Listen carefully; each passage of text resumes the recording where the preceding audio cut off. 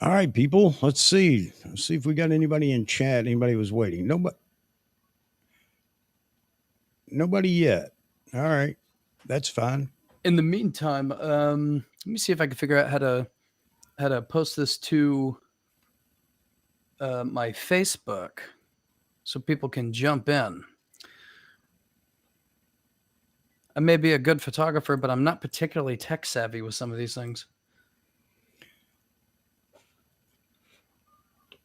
Hey, Mike. Good to see you, buddy. So, I'm getting an echo on you, Zach. Hey, Robert.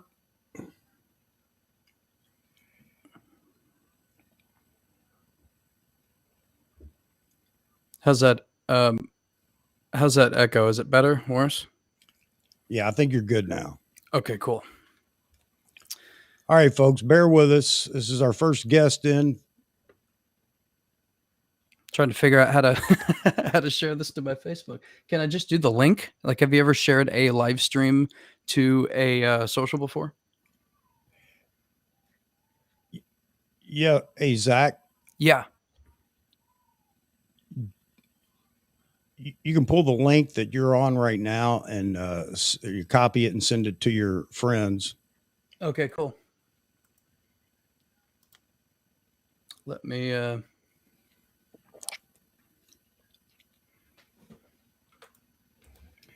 Hey, Robert or Mike, you guys hearing the duplication of the audio there? It could very well be my headphones being too close to the mic and it's just clacking.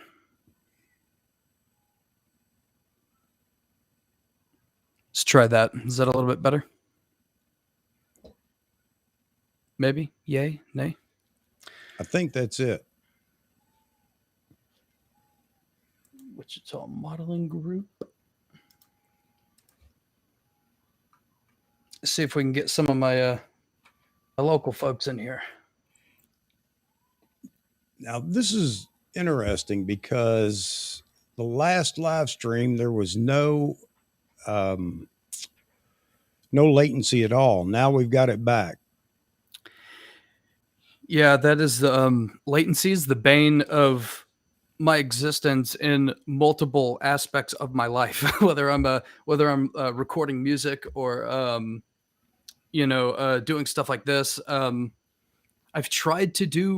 experimented with live streaming because Okay, now I think maybe I've got it going here. Is it good? Okay. But yeah, I've tried doing some live streaming kind of practice to see if I'd want to do like some live editing, and it's always just like, what's up, everybody, buddy. That's funny. So I'm losing my audio on this end. You're losing audio? And I don't know why. Mic sounds good on my end. Are you losing my mic? So I think it was me, Zach. I think I just had the speakers on the... No, I've got, let me go to sound preferences. Sorry, guys. Give us just a minute. You guys are used to me in this, right? I see Nikon is in here with us. He is probably the most frequent commenter on my YouTube channel. He pops in all the time. So what's up, Nikon? Thanks for swinging by for this. Funny I run into you here.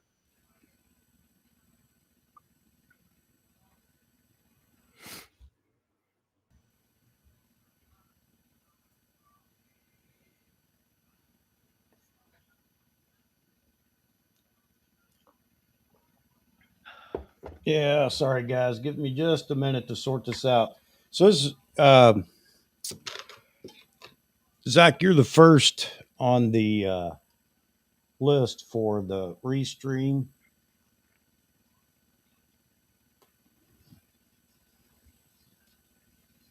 Is this something that you're planning on doing a lot of? Here we go. All right. Getting Are you planning on getting a lot of YouTubers in here making this kind of a regular thing?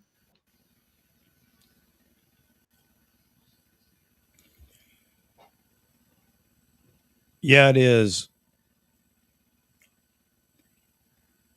Yeah, absolutely. I mean, the whole plan here is just to have fun with this and give everybody a chance to come in and ask questions. If anybody that comes in as a guest, um, there's a lot of experience out there, and it's not the prolific YouTubers. Absolute fact.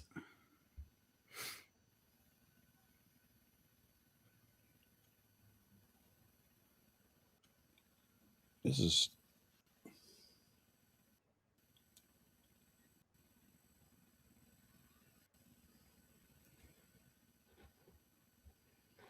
I'm just trying to figure out why. Maybe.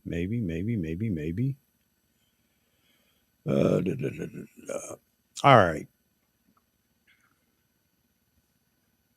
We're going to run with it. If we just walk over each other, you're just going to have to bear with us. All right, everybody. So Zach is ZWade Photography or Photo. He has a channel. I encourage everybody to jump over to his channel and check it out. This is an interview style, Zach, but if you want to give a little background to what it is you do in photography, whether it's professional uh, or you're just a hobbyist, and I don't know, I believe you actually derive some income from photography, but I'll turn it over to you and let you go at it. Yeah. Well, I sure do appreciate you you bringing me on. And I just want to say, if I understand correctly from looking at your Facebook, you are in the service, correct? That is correct. Well, thank you for your service. Before I dive into my thing here, uh, yeah, I did. I've been shooting photography for 7 or 8 years. I do. I consider myself a professional because I do some things for hire, and I will do just about anything for hire. I actually don't. I don't like doing weddings that much. I will do them, but I've had a back injury for about 3 years, and so it just got fixed. And so like I haven't been real mobile, so I've been shooting more portraiture and low action kind of things for the last few years.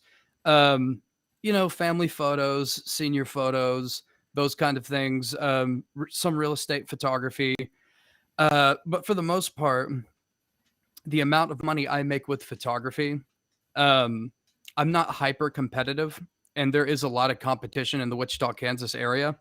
And so if somebody approaches me with a gig, I know that some people that I really respect, like I have another job, right? And so there are photographers that I really like that are extremely talented, and I'll send them the client somewhere else. Like if it's like a wedding or an event or something like that. I don't necessarily need the income. I do make some income from photography, but it pretty much just covers all of the gear that I lust after that you've seen on YouTube. I'm not big enough to make any money on YouTube, but you can guarantee that every single piece of equipment that you've seen on my YouTube channel has probably come from working jobs, and I'm totally happy with that. At the end of the day, I find more joy in shooting the things that I can control and that I can see, and the things that are of my mind. Whether it's like a theme or whether it's just going out and freestyling. And at the end of the day, that's what I really enjoy doing. So like I'm a professional photographer with a preference for hobby kind of stuff, I guess. And that's pretty much me. A little backstory of how I got started in photography. I actually um, I was walking through Walmart, and it was like 3 weeks after Black Friday, and they still had Nikon D3200s left over. And I'm a sucker for a bargain, and they were really cheap, and so I bought one and I didn't even touch it for probably like a couple of months. And I was like, well, I better find out who I'm giving this to for Christmas, or I should see if I actually enjoy it. And I went out for like 15 minutes, and I just fell in love with photography completely. And you know, uh, that's it is really quite that simple. I bought it because it was cheap, and I fell in love with it because I was trying to see if I even wanted it or not.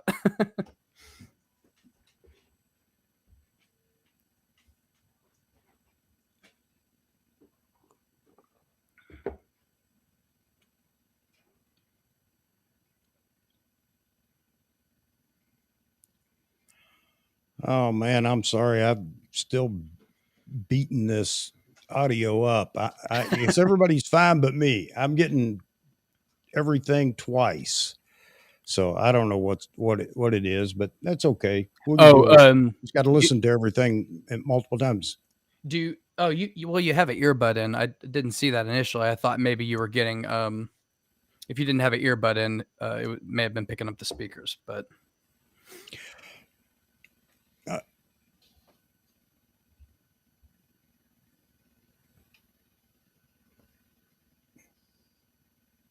and by the way, Nick Ken, I am great. Thank you for asking. And also thank you for being awake at 2:05 a.m. in Ireland to spend this time with us. We really appreciate it. Hey, Woody, thanks for the comment there talking about your buddy Garrett.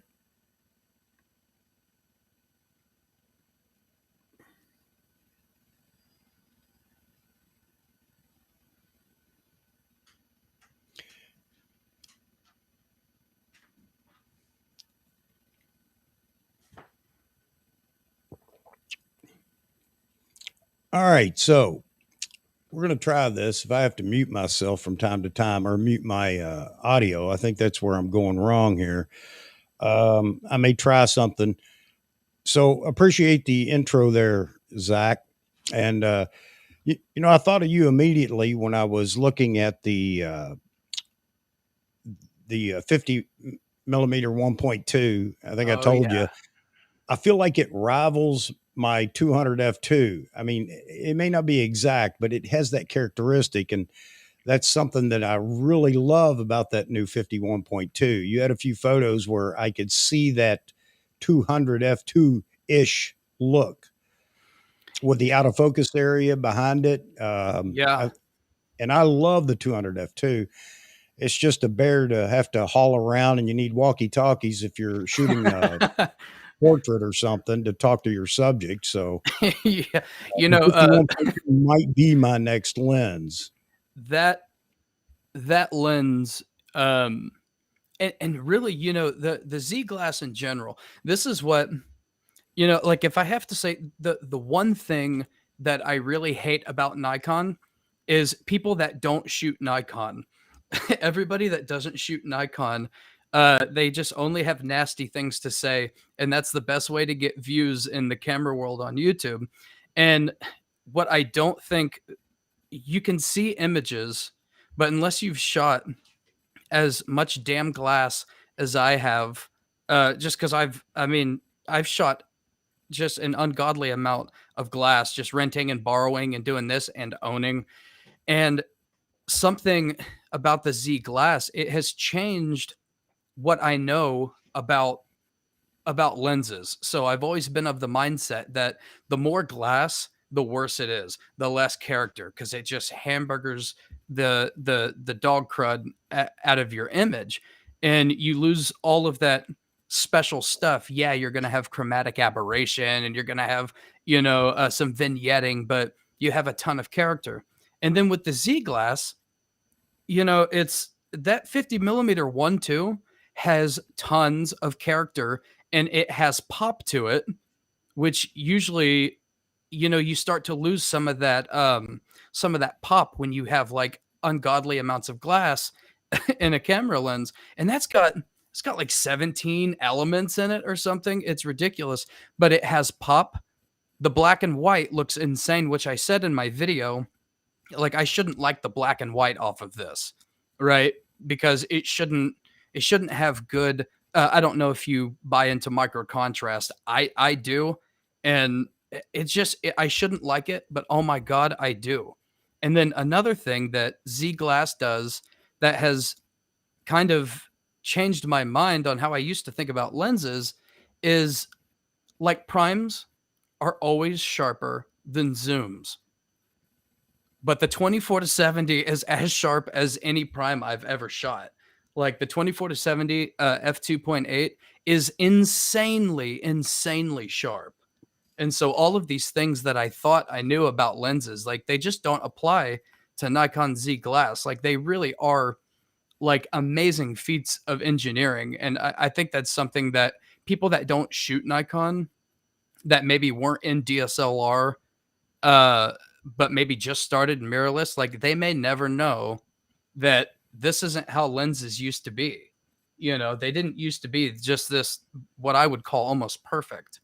And so it excites me just because like I'm an engineering nut. You know, I get really excited like when something is just engineered in a masterful way, you know. Yeah, you know what? That brings up a good topic, and that, I mean, we could talk about it tonight, but I was thinking about it this afternoon. There are lenses that aren't sharp, but they're incredible. There's just a look that you get from those lenses, and I think often we get wrapped up in how sharp a lens is or has to be or whatever. Yeah. And yeah, it's incredibly good for wildlife and, you know, a lot of other reasons, or commercial photography, studio commercial photography.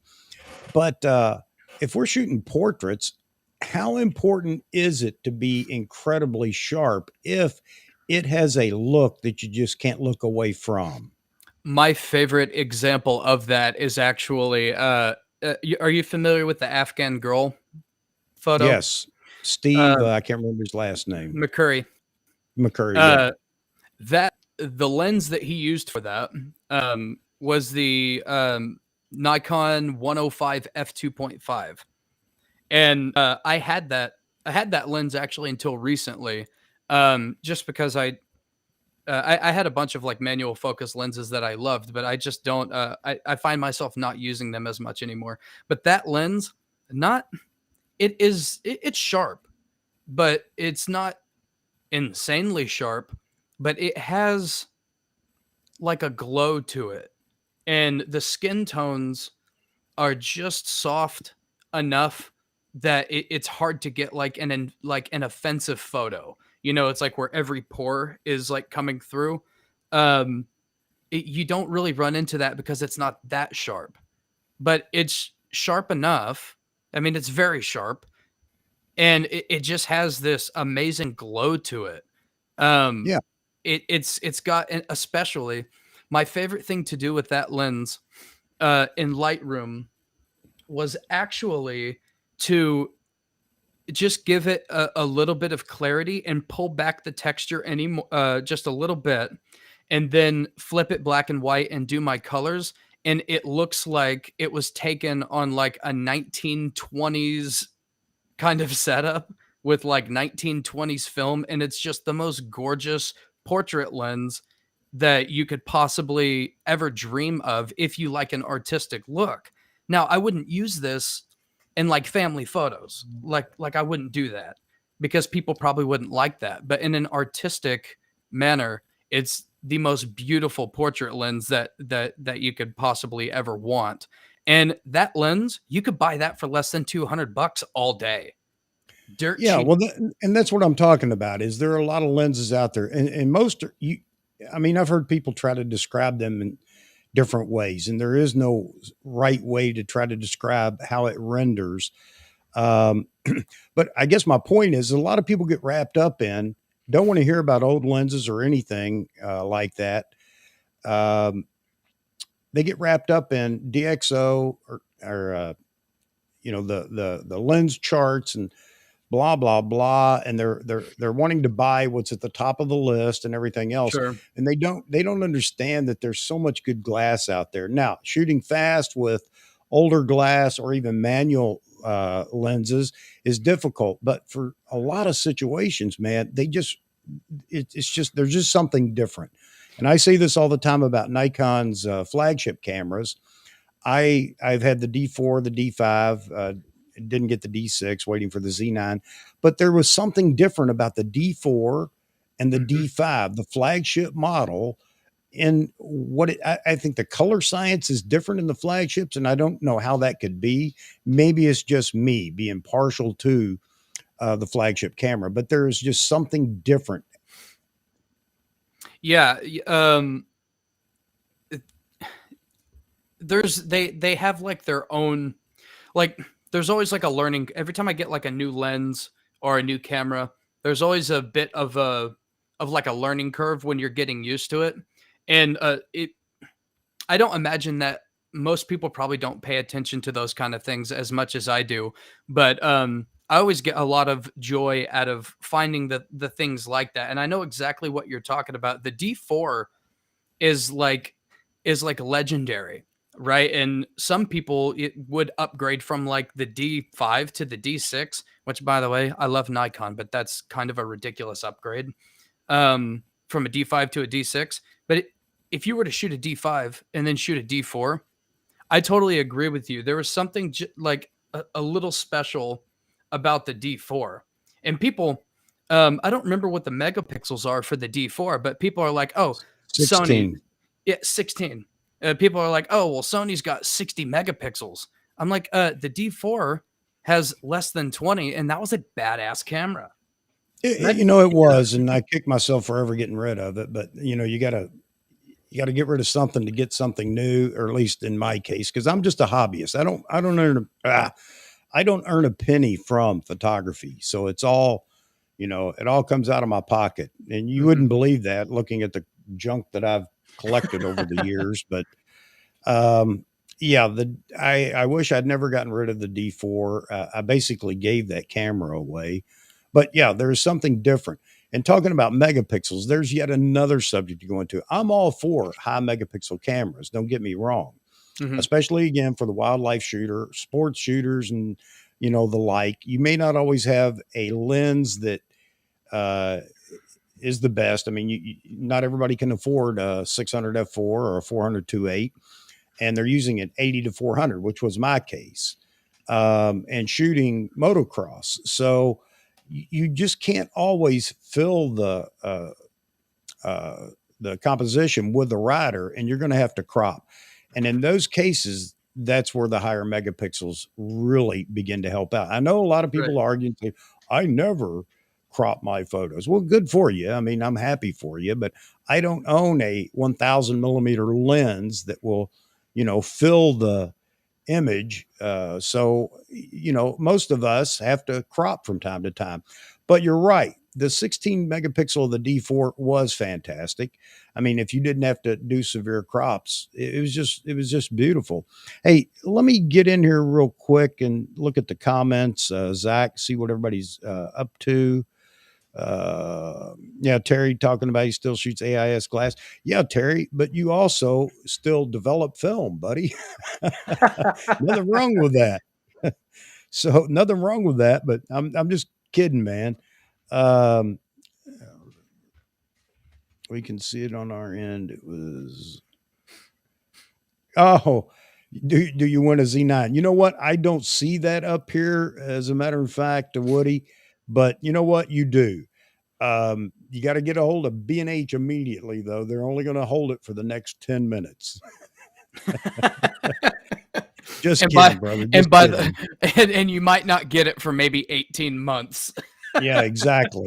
Which is another topic. I know Nikan jumped in there and said, asked something about that.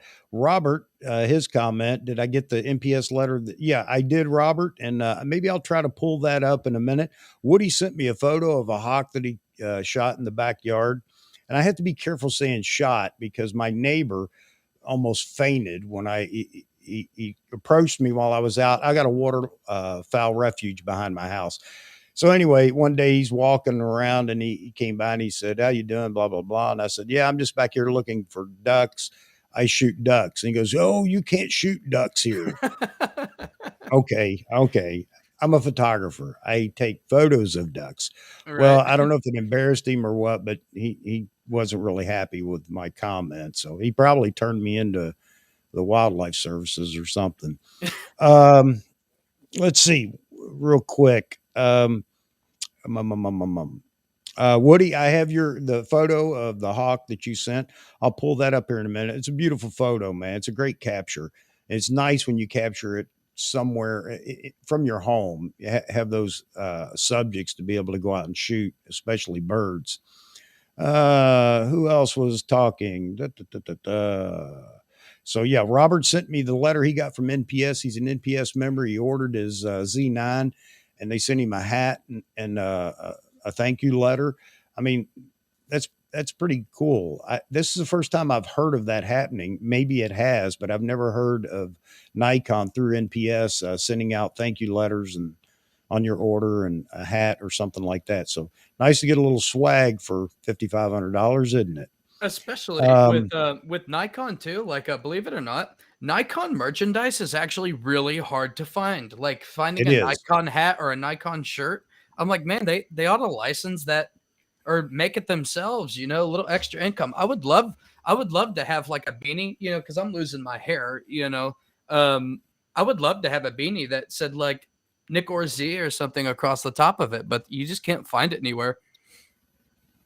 Yeah, absolutely. And you know what? I was jonesing for one of those Nikon Z camera straps. You could only get them, I think early on, you could only get them in Japan. I can't believe China hadn't already reproduced them and, they're on flooding the market. But I Just really the wanted one of those just for, yeah, the normal camera strap with Nikon Z. I tell you what, man, if you want, I will if you pay the shipping, I will send you the one that I have for free because I don't even use those. I don't use them either. The straps that come with the cameras. Matter of fact, every camera I have that's still in the plastics, never taken out. So I just wanted it for, I don't know, nostalgia or whatever. Yeah. But yeah, you couldn't get them. I don't even know if you can get them now. I still see people posting photos of theirs, but they didn't get them in the States, so Mhm. they're hard to come by. Um, Oh shoot, hey Robert, good to see you, Robert Daniels. We've got two Roberts in here. Robert, Uh, the Robert, only welcome. the only swag I ever got from Nikon was while I was out in Salt Lake City at Picture Line Camera. They had the just like with the Z9, the Z5 and the Z500 were or Z D5 D500 were announced. They had the Nikon reps come in, and you could go in and do your hands on with both cameras. And while you were there, you got a shirt with Nikon D5 and D500 on it. So that's it for me. That's all I got. And oh, by the way, it doesn't fit. Oh man. So You anyway, finally found some swag and it's the wrong yeah. size. So anyway, back to the NPS. I talked to my camera store. This is for everybody out here because we're always asking about shipping. I know Nikon's already got a question in there asking you, Zach, but I called my camera store where I pre-ordered the Z9 just to confirm that the good old boy system hadn't taken over and pushed me back, and they assured me that wasn't the case. However, they're concerned with the NPS orders. He wouldn't tell me whether they had any, had a lot, or anything else. And he wouldn't go as far to say, hey, I think you're safe depending on the number of cameras we got or we're getting, not got, getting.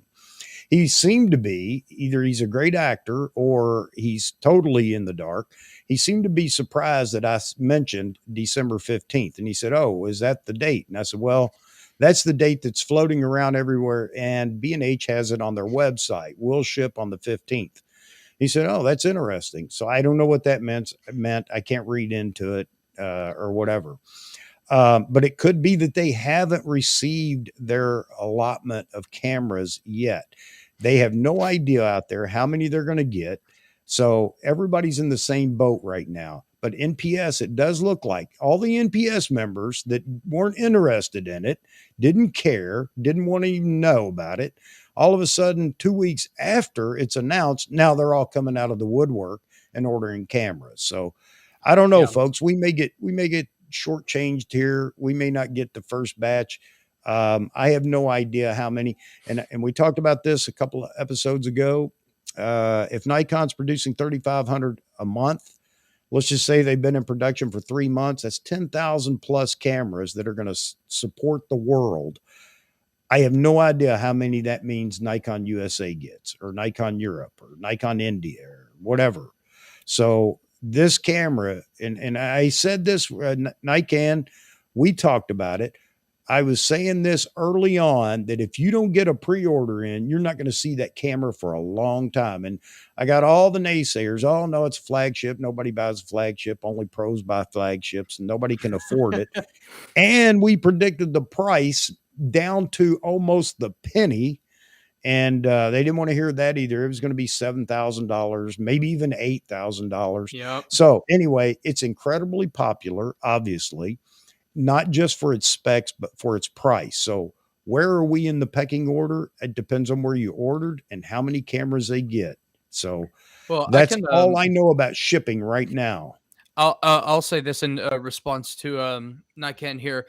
Um, as far as like, I don't have any like special insider knowledge that anybody else probably has. I actually I just recently applied to be NPS, and I didn't even know that early, like, being bumped up in the list of pre-orders and stuff. I didn't even know that was a thing. Like, I just wanted to do it for like I thought it was like a pointless bragging right.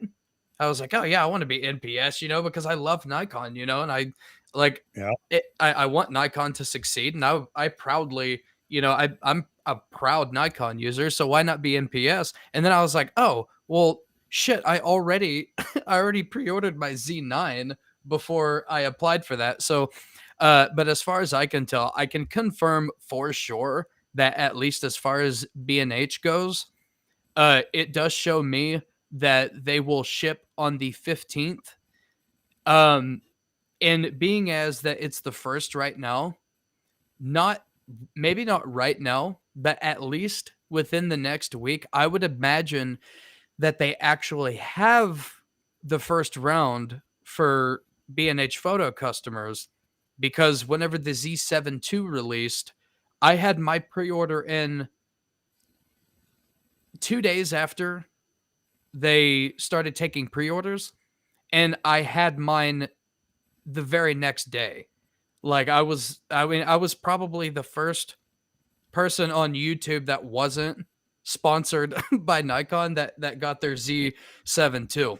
Yeah. In this particular case, I'm actually worried about the fact that I ordered mine on November 15th and they're supposed to ship on the 15th, because I was not expecting so many people to be interested in the Z9. And I think the reason why is for the exact reason that I'm actually totally happy getting rid of my Z7 II to replace with the Z9, because traditionally pro bodies, they're super fast, not super high megapixels, great in low light.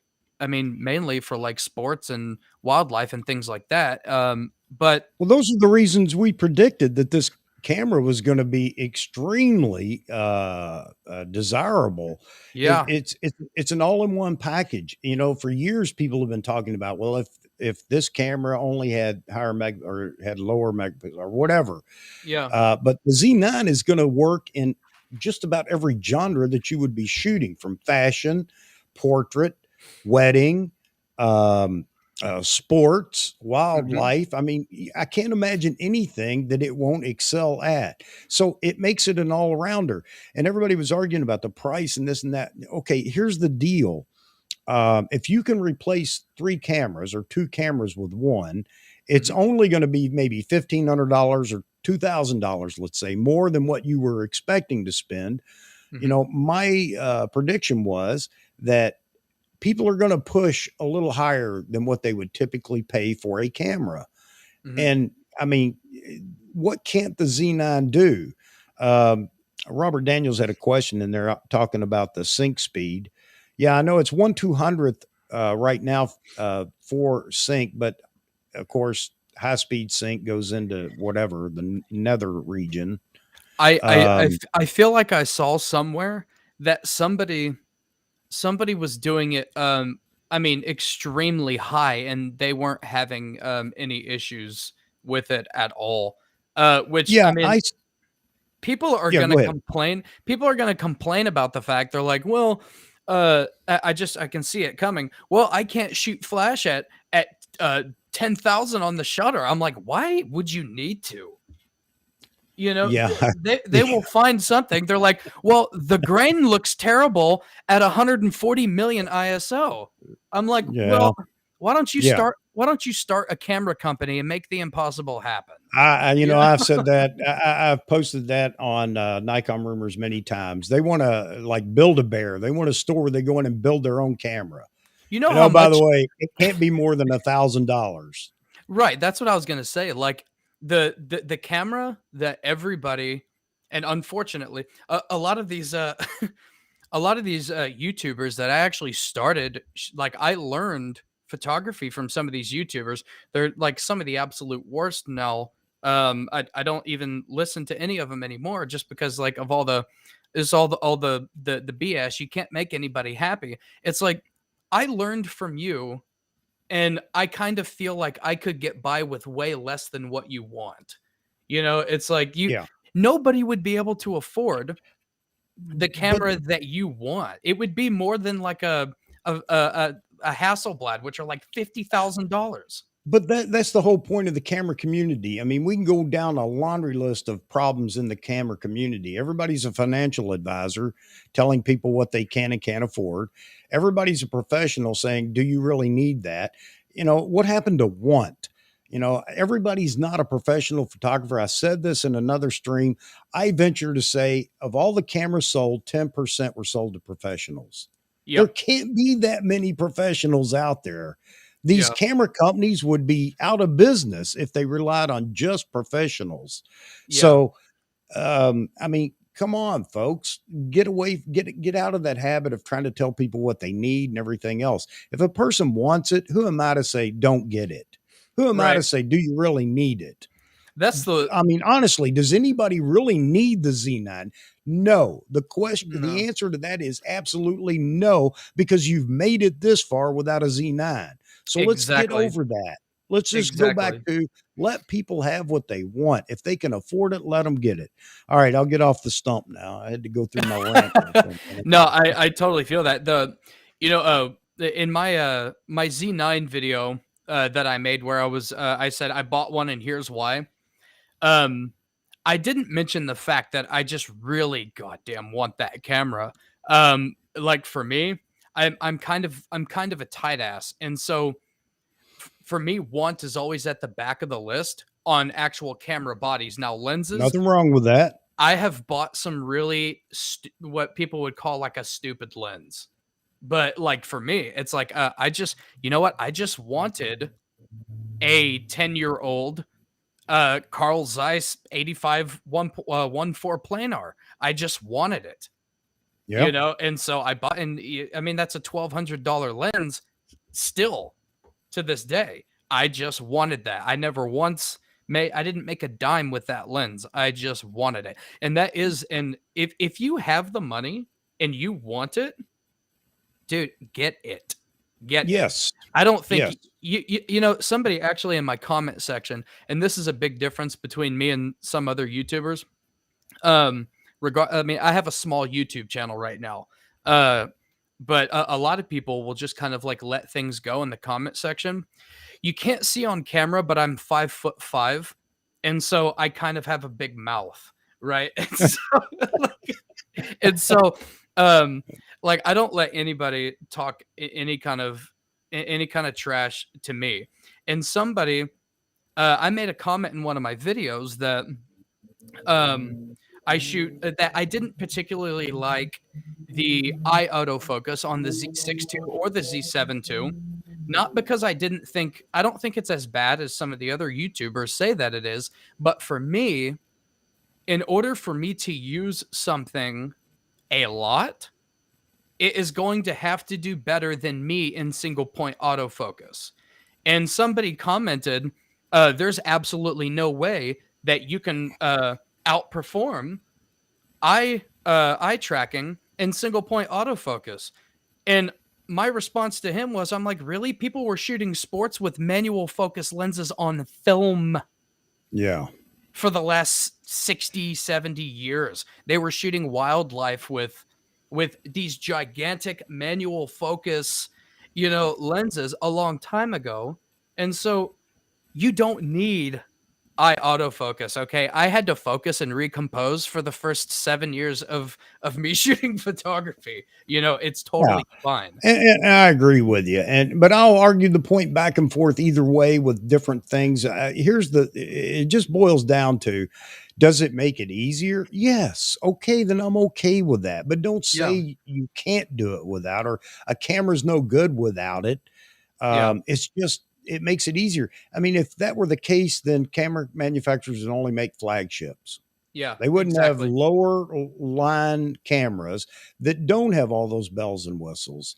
That's And there are exactly people right. that are making money with D5600s still. I probably Um, honestly, I probably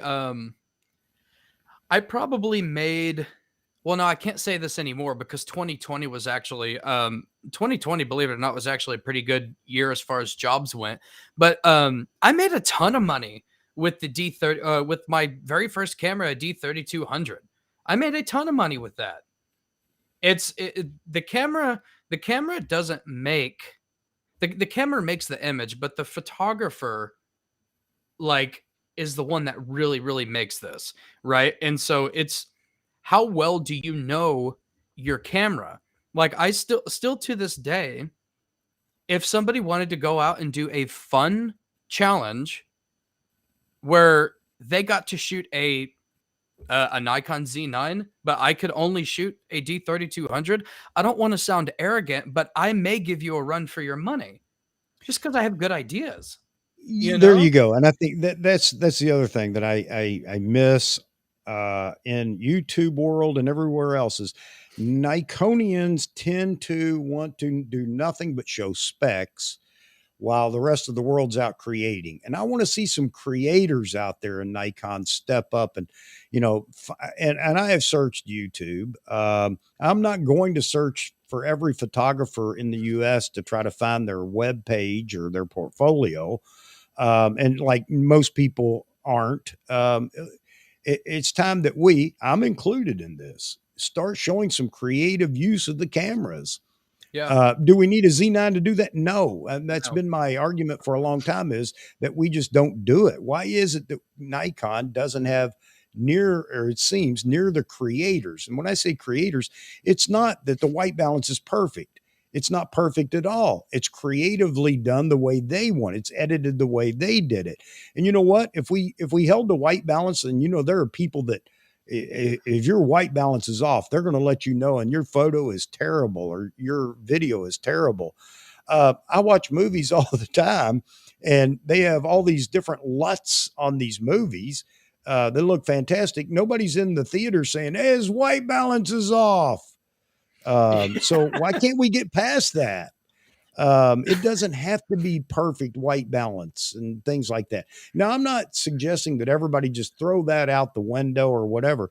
But my point is we get too technical in our critiques and everything else, which is why I can't stand some of the rumor forums with photos. If you just crop that, maybe a little more headspace, and hey, you know what? If he got 1,000 likes on it, guess what? It's perfect. Yeah, I and I've mentioned this to to people that like I shoot with that are looking for tips or whatever. I always tell people, um, most of the time you're gonna accidentally fall into the rule of thirds. But you know what? Learn the rule of thirds and then break that rule. Because for the first, oh, maybe forever of photography, everything seemed to be center composed. And then things were they kind of got creative with it. And then it was like the rule of thirds, and the rule of thirds ruled everything for so long. And Yeah. and so I tell them, I'm like, you know what? Learn the rule of thirds and then break the rule. How about the short-lived Dutch tilt? But yeah, you're right. And it's just like in video now. Video's going through the same growing pains because there's so much more video being produced. Slow mo is getting out of control. And you watch a 15-minute video somebody's done, and it's 15 minutes because 10 minutes of it is 120 frames per second or whatever, Hmm. slow mo. And I will agree, I like watching the slow mo in videos where it actually amplifies what you're watching. But it's really easy to get caught up in it and start going down that path. Somebody mentioned earlier 8K 60. I don't know if it was you, Terry, or who it was, Briar, maybe. 8K 60. That's going to be huge. It will be for a lot of reasons. But if people get, 8K is going to be, or 8K will be the standard in another 2 years, no doubt about it. There will be enough media out there that can show the capabilities of 8K, the resolution of 8K, in the next couple of years. Hmm. And I'm jumping around here, but back to why the Nikon D9 is unique. It's recording all this internally, which Yeah. means you don't have to spend another ton of money, which right now it's a considerable cost to buy the new Adamus Ninja 5 Plus just to shoot beyond 4K. Yeah. Um, so anyway, I kind of got off the subject there, but 8K is big, shooting internals big. So all the video people out there, they can't be anything but happy. And all this is eventually going to roll down into the next semi-pro body, if you will, the Z850. We don't know what to call it, but let's just say Z850 because at least we understand what that model will be Hmm. compared to. Hey, I asked them if in the chat there if anybody had any questions for you, Yeah, I see and that. okay, and hey Terry, I'm sorry, uh, F1.2 YouTube flop. Yeah, okay, I haven't seen that. yeah. I am interested though. Touch Life, saw you come in there. Sorry, didn't get to you quick enough. And so I'm going to shut up for a minute and let you guys ask Zach some questions, and So then we'll yeah, get the back at it. I see Nikon asks if I use film cameras in the past. Um, I actually started on digital, and I actually have some. I have some content on my YouTube channel going into film a little bit. I have two film cameras, and here's the thing: shooting film. If if you've only ever shot digital and you've never shot film, I can promise you that getting good at shooting film will probably make you better at digital. It's a completely different world. And the reason for that is uh you have 36 frames, right? 24 to 36. And so when you get a roll of film back and you realize that you just absolutely jacked that all up, the cost of that screw up really hits home. And so I have heard some people say that, you should learn photography on film.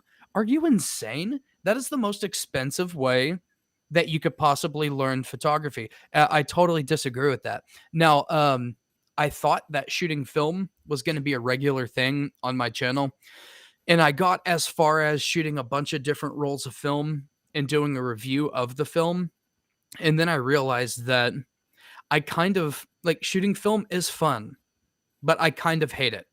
I'm absolutely not willing to um to do the film at home, to develop it at home, and it is incredibly painful to have gone out and had a really good time shooting photography and not seeing whether you did a good job or whether it's hilariously bad or what. Like you have no way for at least 2 weeks. Maybe a week. The dark room is pretty quick. I actually really like that. I really like them as a business. Um but it's film is really painful for me in that way because I enjoy editing, like artistic editing, not like senior photos where you're just removing a couple of pimples. Um, but like my robust edits, my landscape edits that are real punchy and contrasty, I enjoy doing that as much as I enjoy going out and shooting. And you can edit film. You don't have as much room as you do on digital. But to answer your question, I'm rambling. I have shot film, and I do enjoy going out and shooting film, but um in extremely, extremely, extremely small doses now. I just totally beat the shit out of shooting film for like 6 weeks, and I developed 4 rolls of film, and it cost me like almost $100. Or I can go out and I can shoot in 50 different locations in a weekend with my Z6 II or Z7 II, and I can come home and I can edit for like 2 weeks, and I have something exciting every single day, you know? like but I just shoot digital really now. Film is cool, and it's fun. It's an absolute money pit, and I wouldn't recommend anybody do it unless you just have stupid amounts of money and you want to Well, challenge yourself and have a so really, really great time.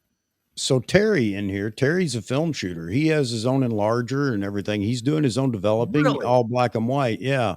I know that he likes it. T Mid, good to see you, buddy. T Mid's got a Pentax 645 that he shoots.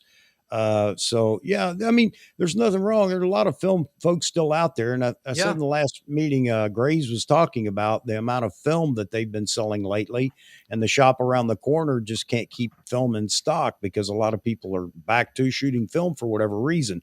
I do believe it has a different look. Yo, Um, yeah. I actually do love I love the look of specifically, just in case anybody was interested, if you want to be able to do like a lot of work actually in Lightroom, then Tri-X is really, really good. Like you have like a lot of room to play with it. But if you want something that is just has a ton of character, I think it's Ilford Delta 400 has a ton of character. I love that black and white film. I mean, you can take a cheapo 50 millimeter Nikon lens, and it seriously has like Zeiss, like Zeiss character to it. It's got like a there lot you of go. punch. I It's shot beautiful. Ilford. I shot Ilford 1100, pushed to 3200, I believe it was, in the Army, 67 minute exposure at night, and to do night photography for, well, what we needed to do for the Army. So it was interesting. But yeah, I know there are a lot of folks out there that are film people as well. And you know what? That's what this channel is all about. You know, we'll talk about film, we'll talk about other manufacturers or whatever. I mean, the majority of the folks in here are Nikon specific. We get Anthony in here; he likes his Canon. Nothing wrong with that. He's shooting a great Canon camera. But anyway, that's what this is about. Everybody gets to share, opine, ask questions, get Yeah. answers, and if I don't have the answer, I'm just going to lie and give you an answer. No, I'm just kidding. Yeah, no, I do enjoy I still enjoy shooting shooting film from time to time. Uh like I said, I'm taking a break from it right now because I went really, really hard on it. And for the most part, I enjoy digital just because I do like to go absolutely insane with some of my personal edits, and you just really can't. At least I can't.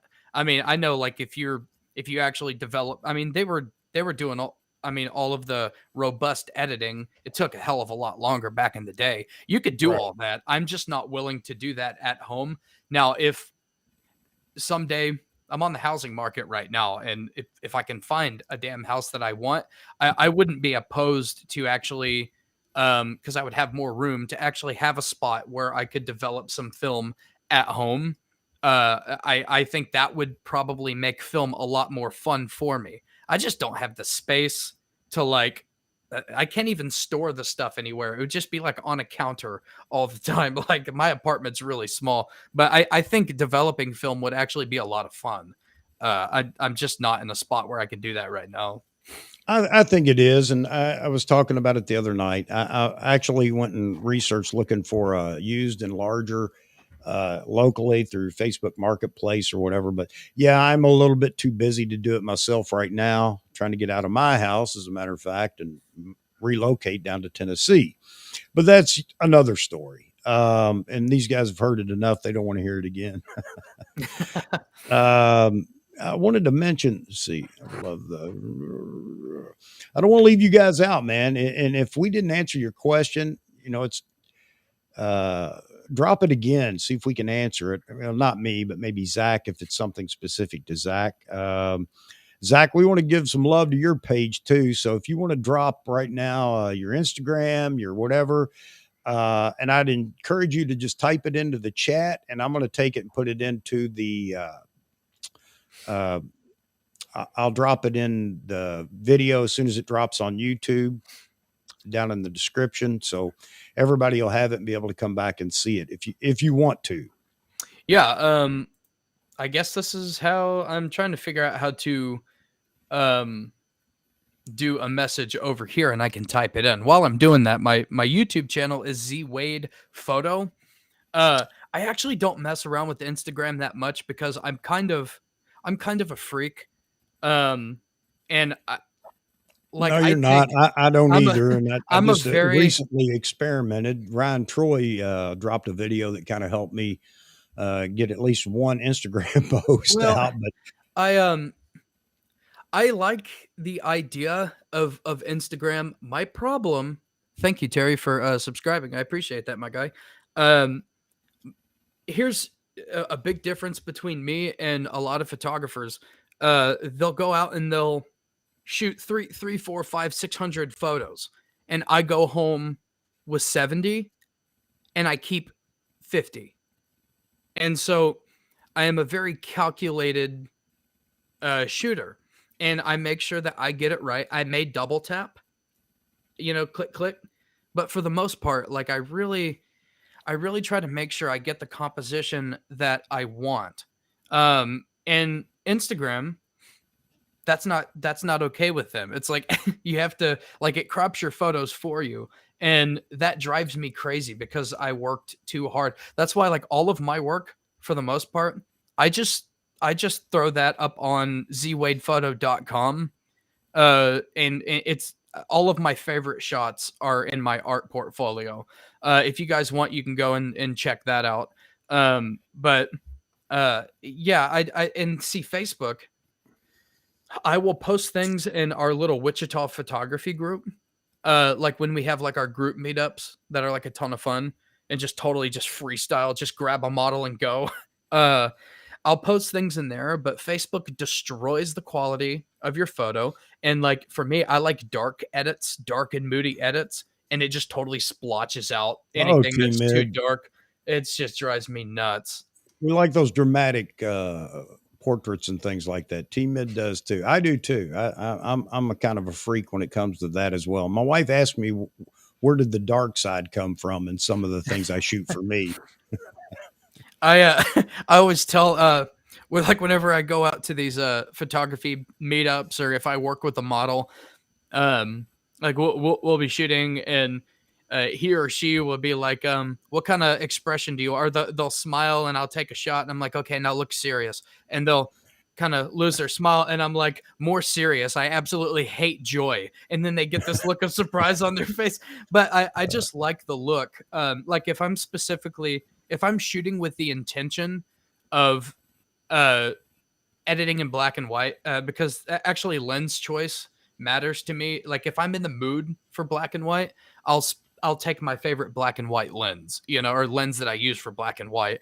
I'm just strange like that, but like especially when it's I'm gonna be doing black and white, I'm like I want it to look like sad or angry or something besides happy because I don't like I don't want like a big smile and like like super white, Yeah, super yeah. white teeth. My wife told me tonight before I started the stream, she said, "You need to smile more." Hey, Zach, there are a couple of questions that have come up and folks have asked, what are you shooting with right now? I mean, for the live stream. So right now, I don't know how it looks to you guys on my screen. It doesn't look particularly great on my screen, but I actually am using my Z6 II as a webcam, which I just downloaded the webcam utility app. Okay. to do that. But that's what I'm using right now. And Mega Briar Patch asked, "What do you like to shoot?" Genre wise, Let me break that up into two questions. What do you okay. like to shoot professionally or for your business? Vice, what do you like to shoot when you just want to go out and shoot something? Well, okay, Take it so away. I'll be right back. Got to fill my coffee cup. What a okay. host I am. So to be totally honest, if I'm always going to take a job if a job comes up, uh, because I have a really simple methodology. Like if you have money, I want it, and I specifically have made myself into a really versatile photographer as far as the kind of jobs that I can do, and I will literally shoot anything if somebody is willing to pay for it. Whenever if I had to choose a job, uh my favorite kind of jobs are like portraiture that is for like a modeling portfolio. So I like because you can get a little more dramatic with it.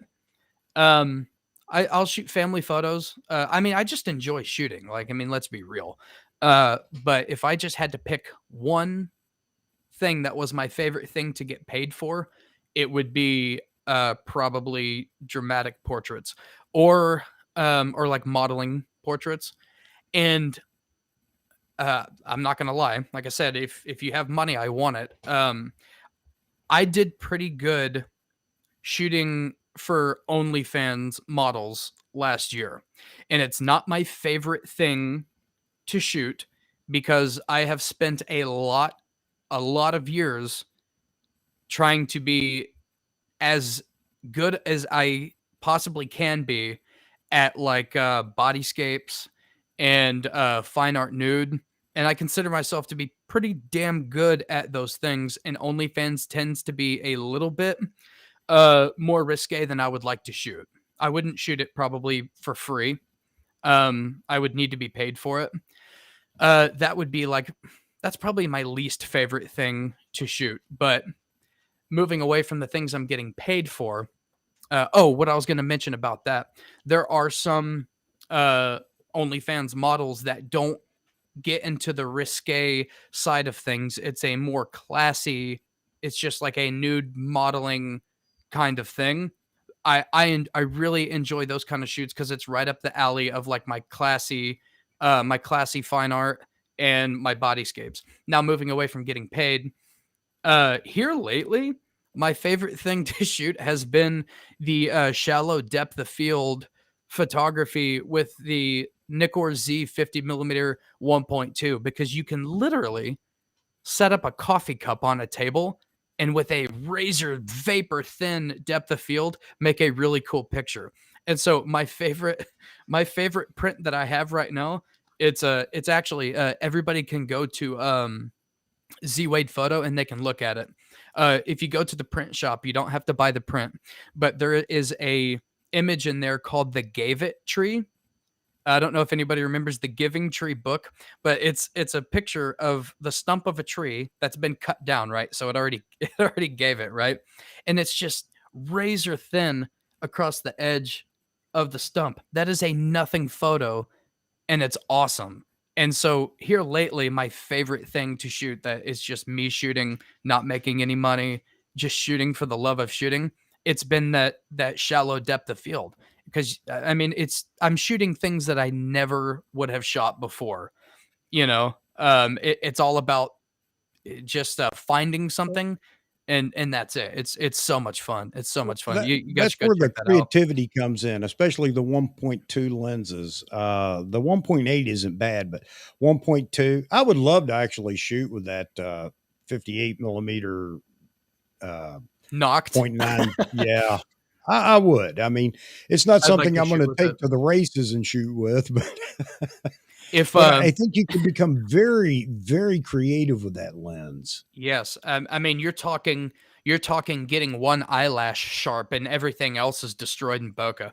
Like, Yeah. I mean, Well, vapor. now you know what, and that's something that a lot of people don't understand, which I'm sure you do, and most people in here. But everybody thinks that that would be the case. It is if the subject is that close to you, but you can broaden that depth of field just by moving the Sure. subject away from you. And a lot of people don't understand that. Why would I take a picture of something that all I can see is the ant's front leg or whatever.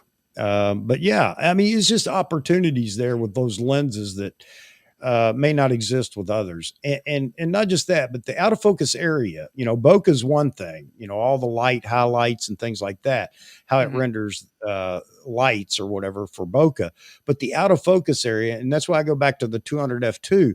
I mean, if you can get a little separation from the subject in the background almost looks like a paper or a painted background. It Yeah, just it's blurs it into beauty. that's what I call it. It's not bokeh anymore. It's just non-existence. Yeah. It's that level of compression. I see a question for me here from a Touch Life Studio. Um, my favorite black and white lens right now is the 50 millimeter 1.2. That thing looks great in black and white. I don't know why. Um, but because it has a ton of glass in it, and typically like a 5 element lens, those look so good black and white. But my all time favorite black and white lens is probably the Carl Zeiss 85 millimeter f1.4 planar. That is a beautiful lens. I mean, it's beautiful. It has beautiful color. Actually, no, I take that back. The Zeiss 35 millimeter f2 Distagon. That's probably the finest lens I've ever seen in my life. The closest you can get to perfection, because with lenses, there's always a trade off. So you either trade off sharpness for color rendition, or maybe you have sharpness and color rendition, but maybe it lacks a little in character, or maybe it has some heavy vignetting. That lens is the closest to perfectly engineered that I've ever seen. Um, that's probably my favorite black and white lens. Yeah, Now that I think about it. I've got the Zeiss 100 f2 or f2 100 or whatever, however it's whatever. Mhm. Manual focus, of course, but yeah, the 3D effect of that lens, if I can Oh, call it that, is it just just phenomenal. it just reaches out at you, man. Yeah. They have a lot of pop. Um, but yeah, right now, as far as lenses that I currently have, because I got rid of all of my manual focus lenses. I just found myself not using them yeah, hardly at all. Uh, but right now, it's probably the 50 millimeter 1.2. But I will say that the 24 to 70 f2 Nikkor Z, that lens looks really really good. Um, whenever you do the black and white right. Just a little side note that I want to mention. Um, a lot of people, like, whenever they go black and white, they hit black and white. Okay, they hit black and white. Maybe they add some contrast. If you're not playing with your color sliders, you're doing yourself a huge injustice with your black and white. Um, and I mean, to the people in here, I don't know what skill level your audience is. A lot of the people that reach out to me from my comment section, it seems like they're pretty new, or like an intermediate. And so just that little side note, in case you're not playing with your color sliders, if you're gonna do black and white, you have to do that. Otherwise, you're gonna have black, white, and gray. But if you want to have a ton of midtones, play with your color sliders a little bit. That's one of Hey, my pet Terry, peeves. how do we do that in film? The old way with filters, color filters. Nick asked if I will hire out the uh, Nikon Noct. I don't know how much it costs to rent that thing. I can promise you I'm not going to buy it, but I can definitely check out borrowlenses.com if you want me to do a video on it. And as long as it's not like outrageous, if I could just borrow it for like a day or so and then send it back. I don't know anybody. I've actually never met anybody that would even ever consider buying the 58 Noct. What I think the 58 Noct is, I call it to me, that was like Nikon doing a couple of things. One, It's coming out and saying, look what we're doing, look what we can do. And secondly, I think it was Nikon coming out and saying, hey, by the way, we're doing cinema shit over here, by the way, just in case you were Uh-oh, uh-oh. curious. Oh, you got me. You're going to get me going. One of my videos is about, will Nikon make some Z cine lenses? They already have everything they need. Can you imagine how popular Nikon could come with a very reasonably priced cine lens package for the Z cameras? Man. And you know something that's actually I was thinking about that. I was gonna make a video on it, and I probably still will.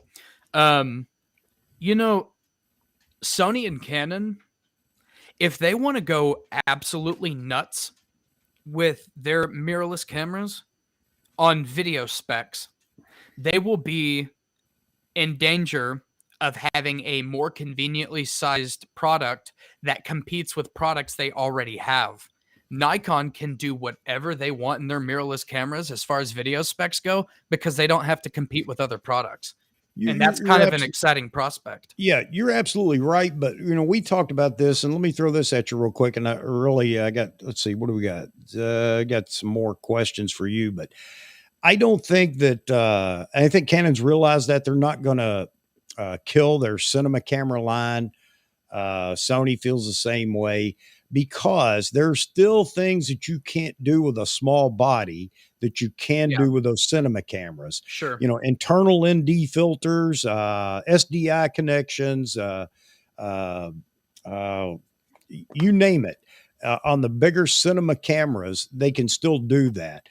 And there is a difference in the cinema camera. Now, I say that, and then I say Nikon needs to concentrate on video because there's so many people buying hybrid cameras for video.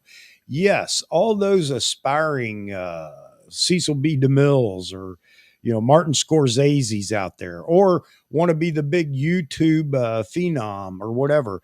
The hybrid camera fits that market incredibly well, and that's where Nikon had really failed. Not with the Z6, the Z7, Z6 II, Z7 II. We got on the autofocus, eye detect, eye tracking, 3D tracking, and all that. Yeah, that's important now because all of a sudden we can't live without it. But on the video side, Nikon is really just, I don't understand it.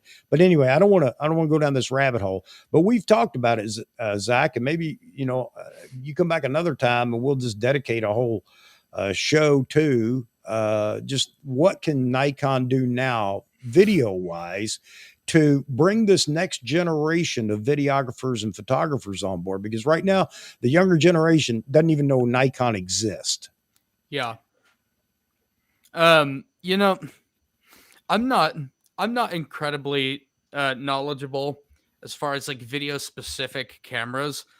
Uh I honestly I could probably sit here and think about some things that I would be okay with Nikon putting into a camera that didn't have any video features at all. Like just replace them with something else that I want.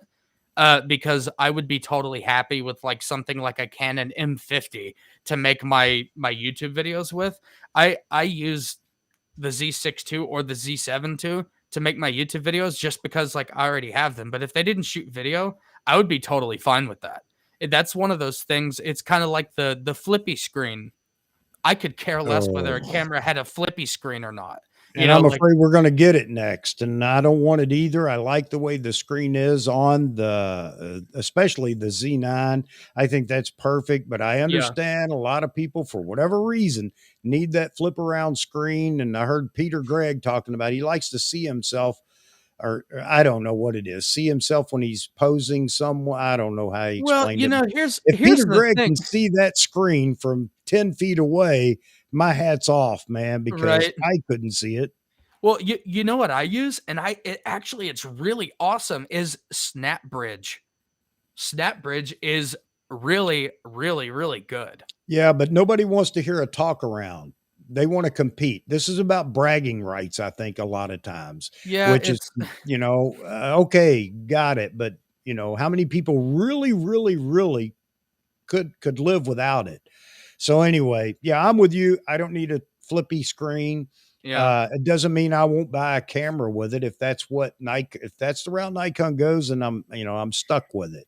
Yeah, that's like to me that's one of those petty things. Like it goes either way. Like if you're a person that's like I won't buy a camera with a flippy screen, you're kind of being a pansy. But I also think that like if you won't buy a camera because it doesn't have a flippy screen, like you're kind of you're Yeah, kind of back being a at you. pansy. You're kind of being a pansy. It's like, Yeah. like vlogs are like dead. Like nobody just vlogs and has a career out of it anymore. There may be a couple left, but it's like I am like to me, flippy screens should be in less demand than they've ever been, especially if you have a cell phone, which does do a good job with selfies. It's like you're not going to be holding up like a $5,500 camera to take a picture with your friends. I don't even want most of my friends knowing I have my cameras. It's like, Terry just said it's all YouTuber driven, and I really believe I'm a yeah, believer in that, Terry. I think that YouTube does drive the masses to a brand, and that's something I mentioned about Jared Poland, and he's so negative when it comes to Nikon, and I don't know if he even understands that or sees that or whatever. Because my uh, point is when you point somebody into a path on a brand without telling them, hey, go get your hands on it first and see what you think. But if you point them away from a brand and that brand becomes something, are they going to come back and say, why did you do that to me? yeah, But that's it's what the YouTubers are doing. putting people down a path of a particular brand. I think they disregard the fact that for the most part, like, do you think Steve McCurry watches Jared Polin? No. Like, neither does Annie Leibovitz. Like none of these people like watch YouTube content for the most part. At least from like my channel, I think probably 90% of the people that watch my channel are probably beginner or intermediate or people that are shopping, right? And so if you're going to YouTube to shop because you don't know what you want, then that tells me that you're probably not Yeah, and I get like tired of high those level. comments from people and like Nikon rumors. Well, what lens should I get? Well, I can't answer that. What I what do can you tell you shoot? which one's longer than the other or which one's I heavier say than the other. I But send you know people what? I'm not with you 24/7 to see what your favorite focal length is. right, but the point I was getting at, it's like the a lot of the YouTubers, like I feel like they either don't care or they have forgotten that if somebody goes down a particular path, let's say they go Nikon, and then they decide at some point that they want to go Canon, that is the most expensive move that you can make as a photographer is switching systems. That is outrageously expensive, and you always lose on it. It's always going to It take it money is. from your pocket. You're absolutely right, but that's as far as I would go with it. If somebody said, "Well, I'm considering switching," okay, it's going to cost you money. Yeah, okay. End of conversation. I Yep. will not try to convince anybody of anything. That's their prerogative. Yeah. And again, we go back to we as photographers. I consider myself partly a photographer. Meaning I'm just a normal yahoo that takes photos. But anyway, I'm I'm not going to force anybody into one brand or the other. And I want people to treat me the same way. So I've had people, especially early on when I said I'm getting the Z9. Well, do you need it? No, I don't. I just want it. Well, it's not. It's they start talking about the financial burden of the Z9 and will you be able to get the money out of it? And I don't have a business. I don't shoot for money, so that's not even a consideration for me. Hmm. And I'm not saying everybody's in the same boat, but Sure. when will we as photographers get out of the habit of telling people what they have to have and what they must have and how stupid they are if they're getting this or that? Make a comment, raise awareness, and then move on. Don't berate them over their decisions. That's just ridiculous. I didn't mean to uh, take over there too far, but we got a lot No, of no, you're folks good. in there. Terry Terry said, read the comments. Yeah. So So sorry. I'm trying to, Terry, but I what did I have miss? Terry, I have not shot infrared film, but I have seen what infrared film and like even infrared filters do, and I think it's incredibly cool. I don't have it, it doesn't strike like my creative bone to where I've wanted to like actually go out of my way to get uh some of that film or to get like an infrared filter or anything like that. But I do think it's incredibly cool. It doesn't fit any of like I don't really know what I would want to do with it. But the second I think I come up with an idea, I mean I'll instantly get some just because that's how I roll. But as soon as I have an idea, I'll get it. But I don't want to get it and have it sit around, you know. And Terry, that's great. Uh, That's great advice. Invest in lenses first and cameras second. Yeah, but for Absolutely. the incoming generation that's being led astray on where to go, what brand to shoot, and everything else. Either way, you've got to invest in a system, and that goes back to what you were saying, Zach, about it's going to be costly to change systems if you're heavily invested in glass. I would absolutely agree with that. But now we as Nikon shooters are switching to some extent because we're beginning to wean ourselves away from F mount, to, excuse me, to the new Z mount. Hmm. So it's almost a reinvestment. The FTZ adapter is a fantastic tool to bridge the gap. And I know a lot of lenses, F mount, still work extremely well with the new mirrorless cameras. And I've seen different people say different things about what lens works, what doesn't. It's just something you'd have to get a mirrorless camera and try your lenses.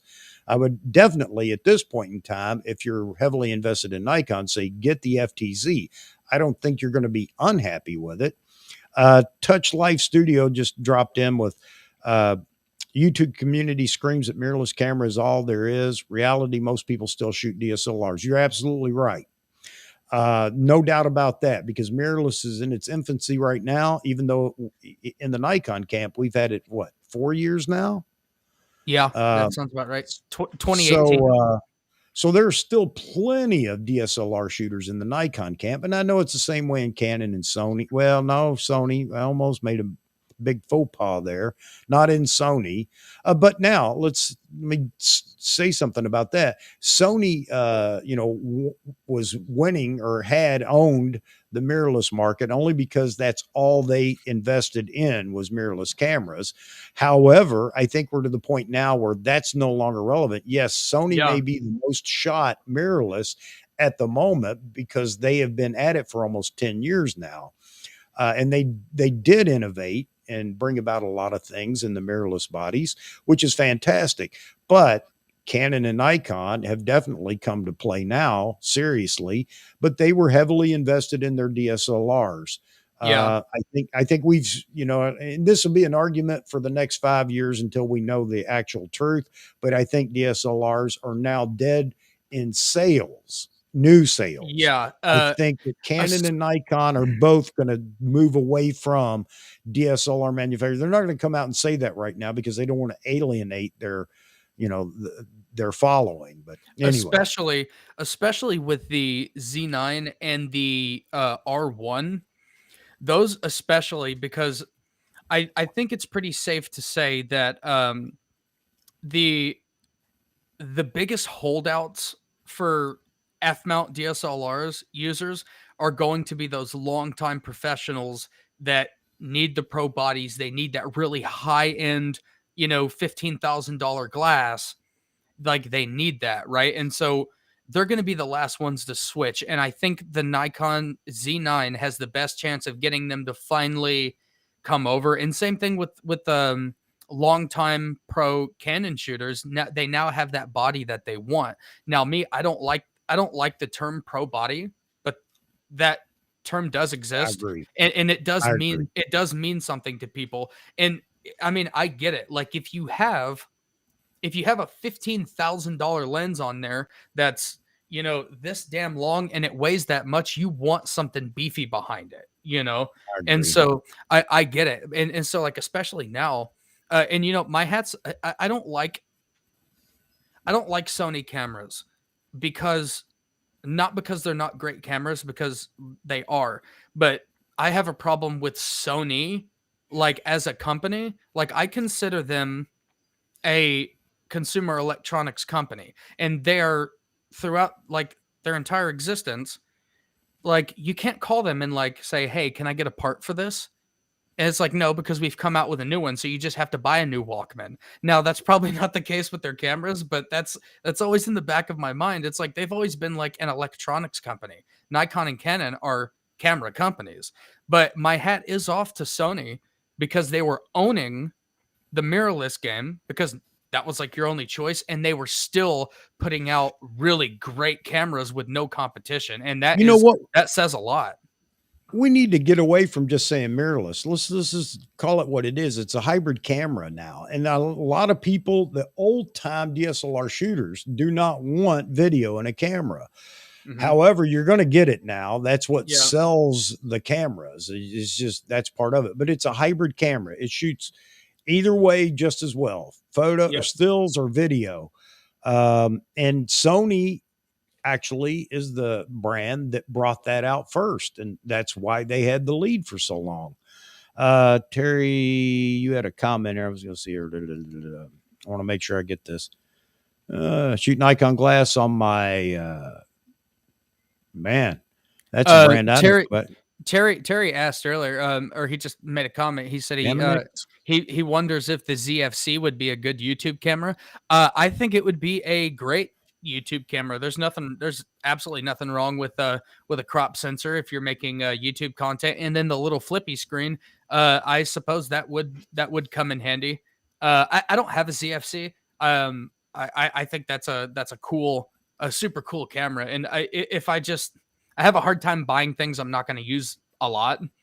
And that would be like my film cameras, but the film cameras cost me $200 or less, and the ZFC is $1,000. And so if I just had $1,000 to do nothing with, I might buy one just because I think they're real nifty. But I would like to see a full frame version of that. The DF was really cool, and it has the D4 guts in it, which is we talked earlier about how great the D4 was, but that camera is still super expensive now in 2021, and so I would like to see I would like to see something with some that'll like a Z mount full frame retro style.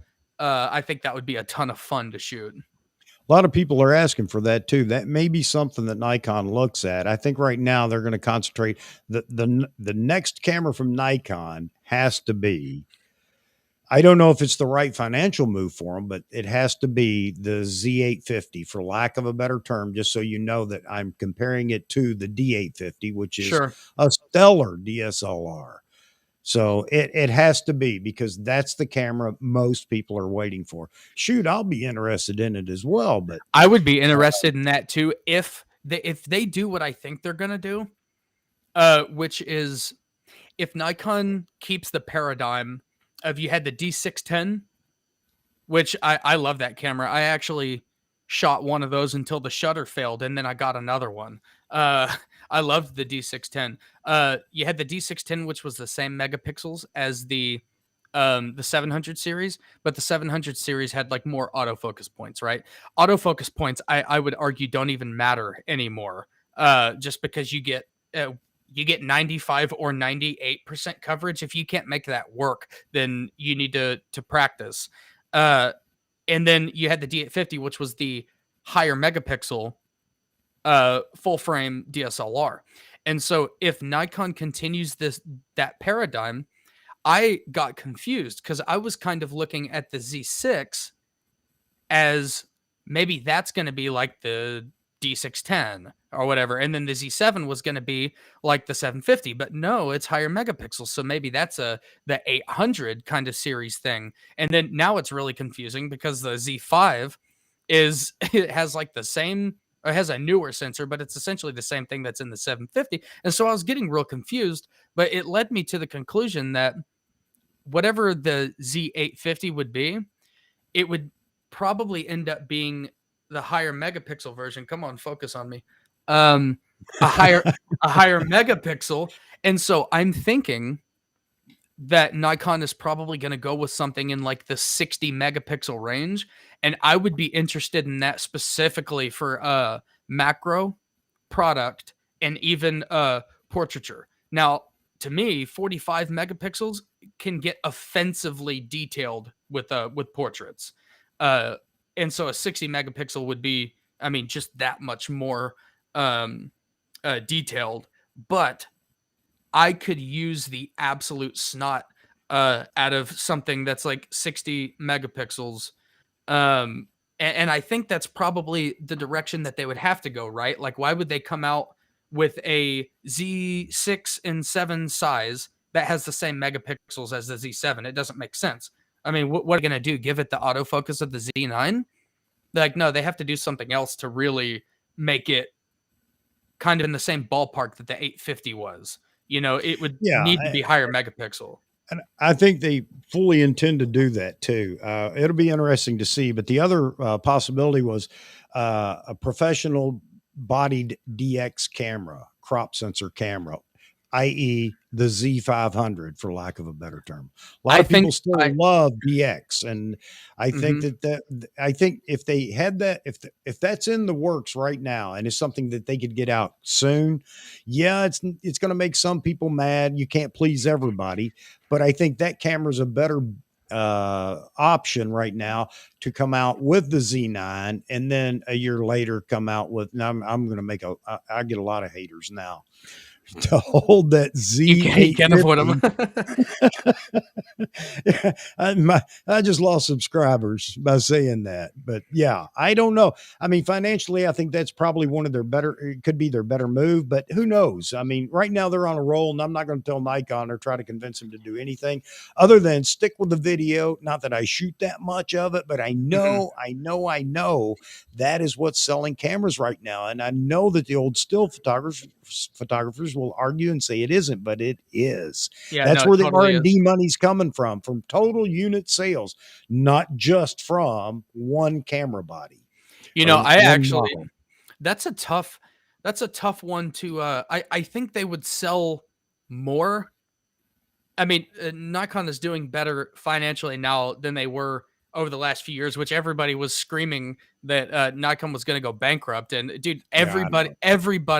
every single camera company is hurting compared to what they were doing, Right. years ago. But I think they would make more money probably off of a Z850.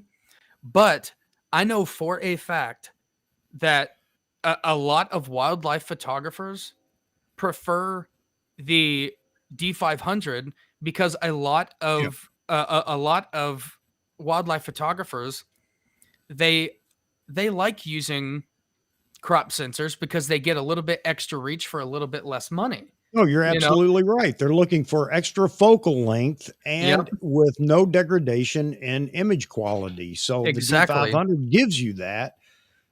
So yeah, Yeah, they would. I mean, they're gonna Nikon has to come out with both of them at some point, and they're going to because Nikon are not idiots. Even though that's what people have been saying for the last few years, they're not idiots. They will have both of them. It is kind of a tough call on which one I think would make more sense to come out. What I really want Nikon to do. And oh, by the way, as far as crop sensors go, I had somebody tell me that APS-C is dead. I'm like, no, that's crazy. That's crazy. APS-C is not dead. we don't Because say that around APS shooters.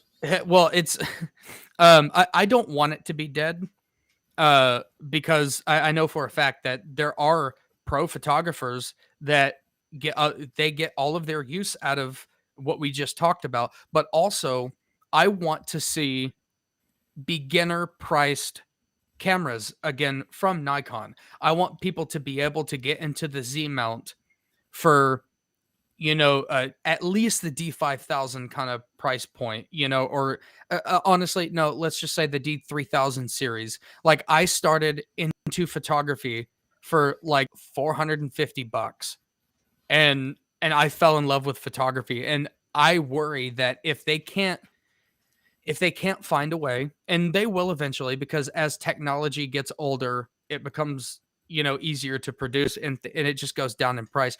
But I want people to be able to get into photography because I want people to give me a run for my money. I want people to step into the scene and me feel like, oh, they're going to be kicking my ass, and then I step up my game that much more.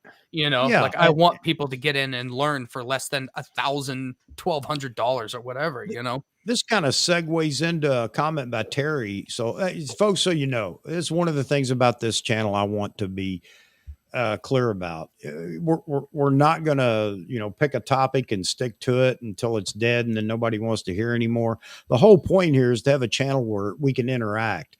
It's one of my favorite things on YouTube is when I find somebody doing live streams, because maybe I get my question asked in a live stream. Whereas if they've got 200 or 300 comments on the video that pops up later, I don't have any confidence at all that anybody's going to answer my question, because nobody's going through all those comments. So that's what this is all about, is jumping around and us talking about what we want to talk about. So Yeah. I appreciate that we've covered a lot of ground here. And Terry said, I see so many kids taking great photos and videos nowadays with smartphones. And, you're right, Terry. Smartphones they're incredible right now. I still don't think we're at the point where we're going to they're going to take away from those that really want to create. Yes, there are a lot of younger folks out there that just want it while they're out, whatever they're doing. And I think that's fantastic. But becoming any more creative, it takes a little more work. And a lot of people see the videos, when the iPhone 13 came out. There were a lot of influencers for iPhones, I guess. I don't know what to call them. And they showed some of the films that they had made, and it's incredible. But we don't really get to see the behind the scenes. There's a whole lot more that you need to add to that camera phone to produce what we're looking at. But it's coming. I do believe that it is coming. But right now, yeah, a lot of people are jumping on smartphones for their family pics and all that kind of stuff. Nothing wrong with that. But I think that kind of pushes those that are in the professional photographer group to step up their game, because it still takes somebody with a real camera, if you will, and that might sound harsh, that knows what they're doing to be able to give them the quality they're looking for, the lasting quality. Snapshots are fine. We talked about that in one of the videos. I think it's wonderful, but camera phones are coming, and we got to get ready for it. What else do we have? Just a quick point on the camera phones. I've talked to some photographers that are legitimately worried about camera phones, but what I've noticed is I've actually noticed a growth in the interest of people actually hiring photographers rather than just taking it upon themselves. I've heard people talk like they're losing out, but I find more and more people are becoming interested in actually hiring somebody. And as far as like a comparison from camera phones to an actual camera, I think that regardless of how good camera phones get, I think that they're always going to be just this much behind in a creative sense, because there's something to be said about, like, a camera phone is never going to be able to do what like a 200 millimeter lens can do, because it's zooming in not like with it's zooming in not with the lens, it's zooming in like on like the sensor or something. It's like the more you zoom in, the dirtier it gets. And unless they can put a 40 some odd megapixel prime lens, in a camera, uh, as far as I can tell, with all of my phones that I've had over the last 5 years, they never print as good as a real camera does. Never. They never look as good. And I think that's always going to be this advantage. Now, will we reach a point where it's good enough that people just don't care about hiring photographers anymore? It might get to that point, but I don't think it will ever be able to get to the point because of size restriction. I don't think it'll ever get to the point where you'll ever be able to touch my worst print, my worst quality print. Like I don't think they're ever going to be able to get there, and that's good for people that sell prints. So Anyway. that last little interchange about the Z850, Z500. A lot of comments in here, and yeah, I agree with all. And team, yeah, Team Ed, I saw you that Z850 is what you're looking at too. Yeah, I think that's going to be a man. If you think it's hard to get a Z9 when that camera is announced, it's wow. Well, Again, I you better mean, get your battle plan the together now. the D the D850 was the D850 was back ordered for, was it like a year and a half after release or something? I mean, it was back ordered for a long time. Yeah, Nikon was totally unprepared for that one. Uh, I know people that still shoot the D810 and they have no desire of upgrading to the D850. The D850 is, I think the D850 is probably, I mean, I'm biased towards Nikon, but like, let's just being as real as I possibly can. I think that might be the best DSLR that's ever been made. I I mean, think even Canon shooters and Sony shooters have talked about that. Not that the Sony shoot because they used to shoot DSLRs. I guess that's why they can chime in some of them. But yeah, I think they all agree that the D850 was probably the best DSLR made.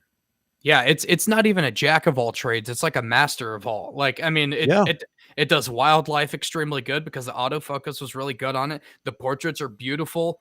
I mean, a lot of wedding photographers, like, they dual wield D850s, man. That's just the move. They at yeah. least have one. You know, at least a lot of the ones that I've talked to just through emails and stuff that have reached out to me through my YouTube, and the D850 was just insane. I think a Z mount with like with the high quality of Z mount glass on a replacement for the Yeah. D850. Oh my god, that's going to be a crazy good camera. It will be. It's going to provide for a lot of YouTube content. Oh, for sure. For sure. Oh, yeah. Even Tony said the D850 was the best. And that's probably because Chelsea made him say that because she does like Nikon for whatever reason. She does. Woody said that Facebook is made for phone photography. Well, you know what? That's absolutely true. I mean, Mhm. it's great for social media and everything else. But he also goes on to say that people send me a phone photos to make 8x10s and they break apart. Yeah, I don't know. I've never tried to print any of them. I'll just take your all's word for it. I never even thought about it, but it makes sense that it might not be uh, great for prints larger than what 2x3s or something. I don't know. Yeah, they the it's it's a problem with like the resolution. You know, the what you're dealing with is you're dealing with typically, now I don't know which phones actually shoot raw. I heard that there is a I cell don't phone know. that shoots raw, but for the most part, the reason that your cell phone photos look so good is they're JPEGs, and if you know anything about JPEG, it just throws away a lot of information, and so the editing potential is is not as good on like cell phone photos. You don't have as much room to play with them, and I mean they look great on your phone, right? It's just because it's designed to look that way. Like a raw photo would look terrible on your phone. It would look flat and probably a little gray. You know, the colors wouldn't be as good because you haven't done any of that to it. But what you're trying to do is you're trying to take a small megapixel camera and you're trying to make it like a big photo. Like for film, if you just take like a medium like a medium level scan is going to get you like an 11 by 14 off a film, like if you get it through like the dark room, right? And that's kind of the problem you run into. That's why they start to fall apart at 8 by 10, is because you're stretching it beyond the point of what it could do. That's like trying to take even like a 45 megapixel shot off of a real camera on a billboard. If you get up close to the billboard, it looks terrible. It only looks good from a distance. You know, the closer you get to it, you start to see how it breaks apart as well. Um, I mean, you see that even really getting above 20 by 30 with like a 24 megapixel camera, it'll start to fall apart too. It's the same thing with the cameras. It's just on a smaller scale. Like they just can't get that big. T-Med, you say you're all about that Z850. Touch Life talking about the D500. I agree with you. I think that may be the case that the Z500 will be out before the Z850. And yeah, you drop that XSpeed 7 processor in that camera with the same algorithm autofocus, which it could handle. You may not have the same viewfinder that's completely blackout free.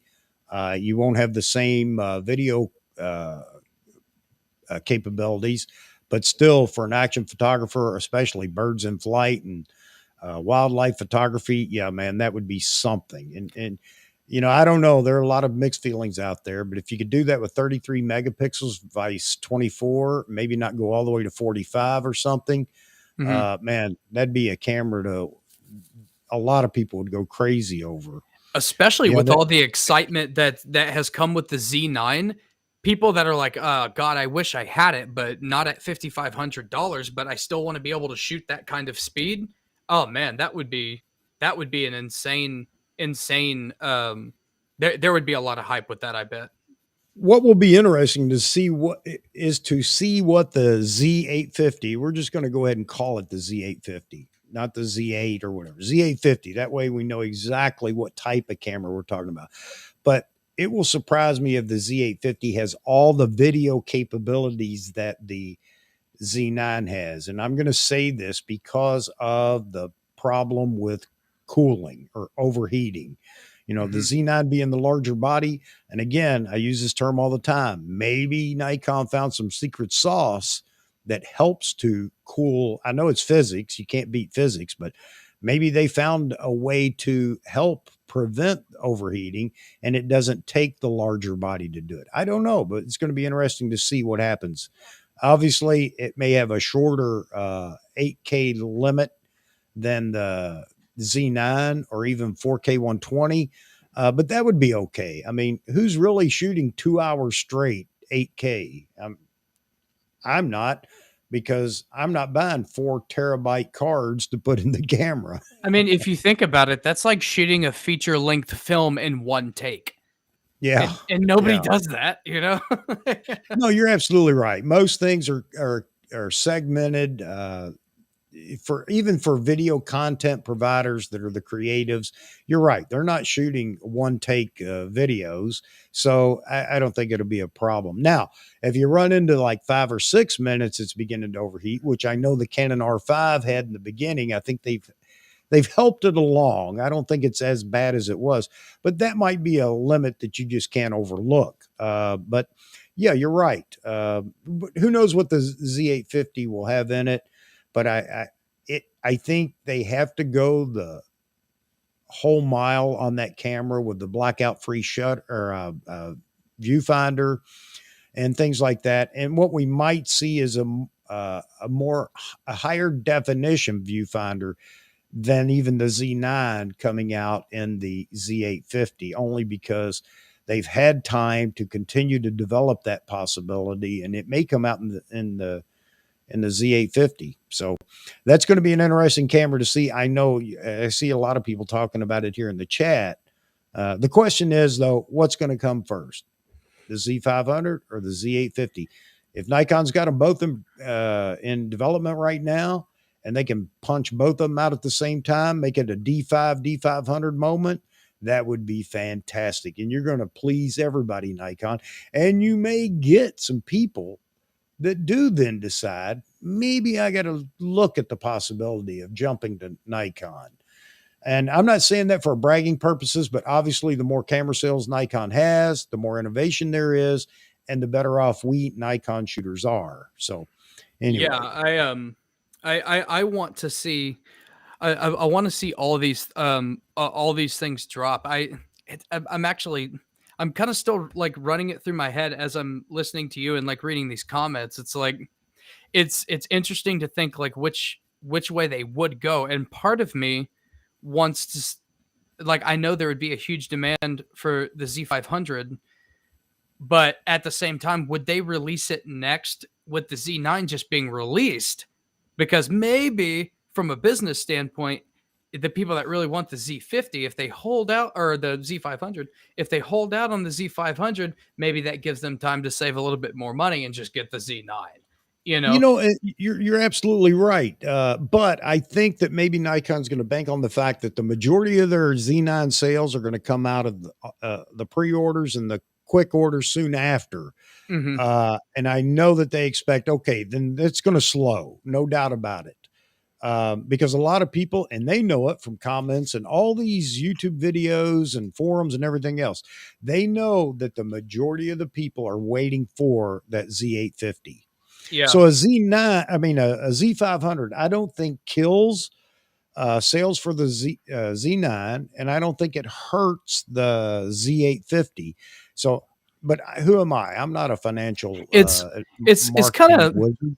it's I mean, it really is two different kinds of photographers for the Z850 and the Z500. Like, I mean, it Right. really is. They both have like their specific purposes. Like, I would argue that the Z850 is more of like a workhorse. Like, that is your ride or die camera. And at least as far as I can tell, D500 shooters have never been like, well, I couldn't afford a D5. Like, they wanted, that is not a consumer. The D500 is not a consumer level camera. No, It's not. no.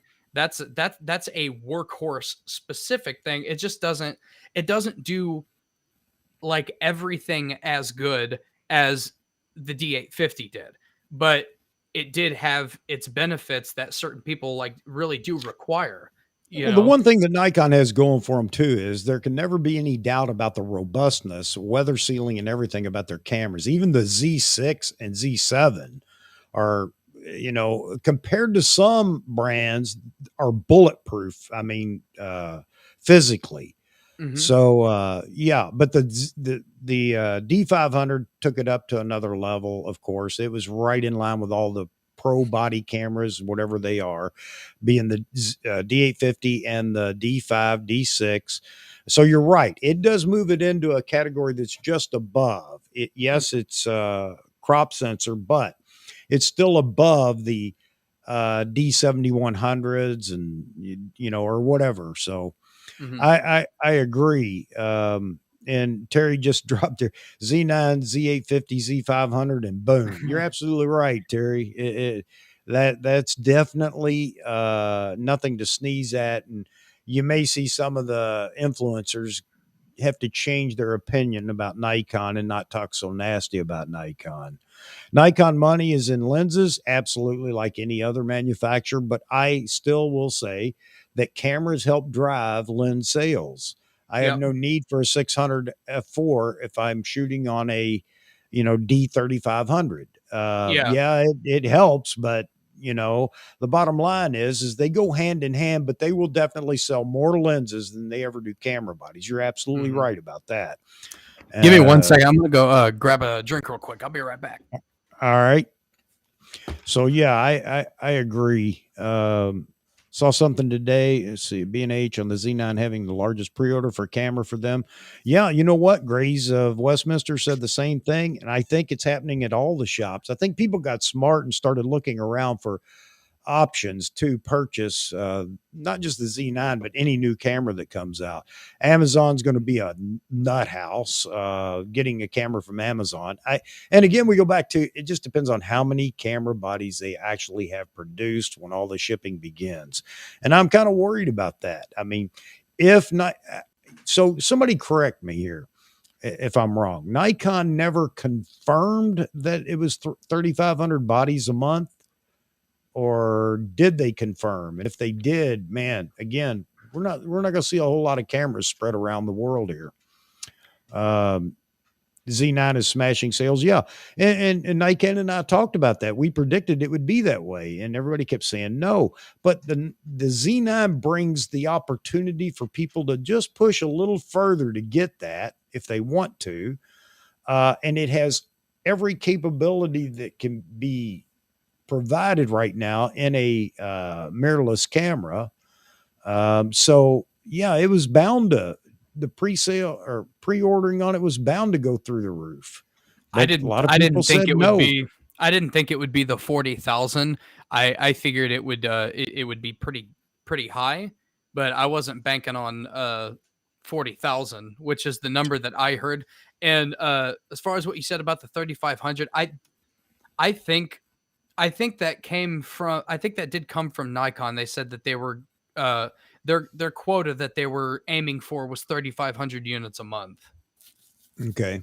Oh, and somebody mentioned earlier talking about lenses not being made in Japan. I think only those that aren't S lenses are going to be maybe made in Thailand. I don't know.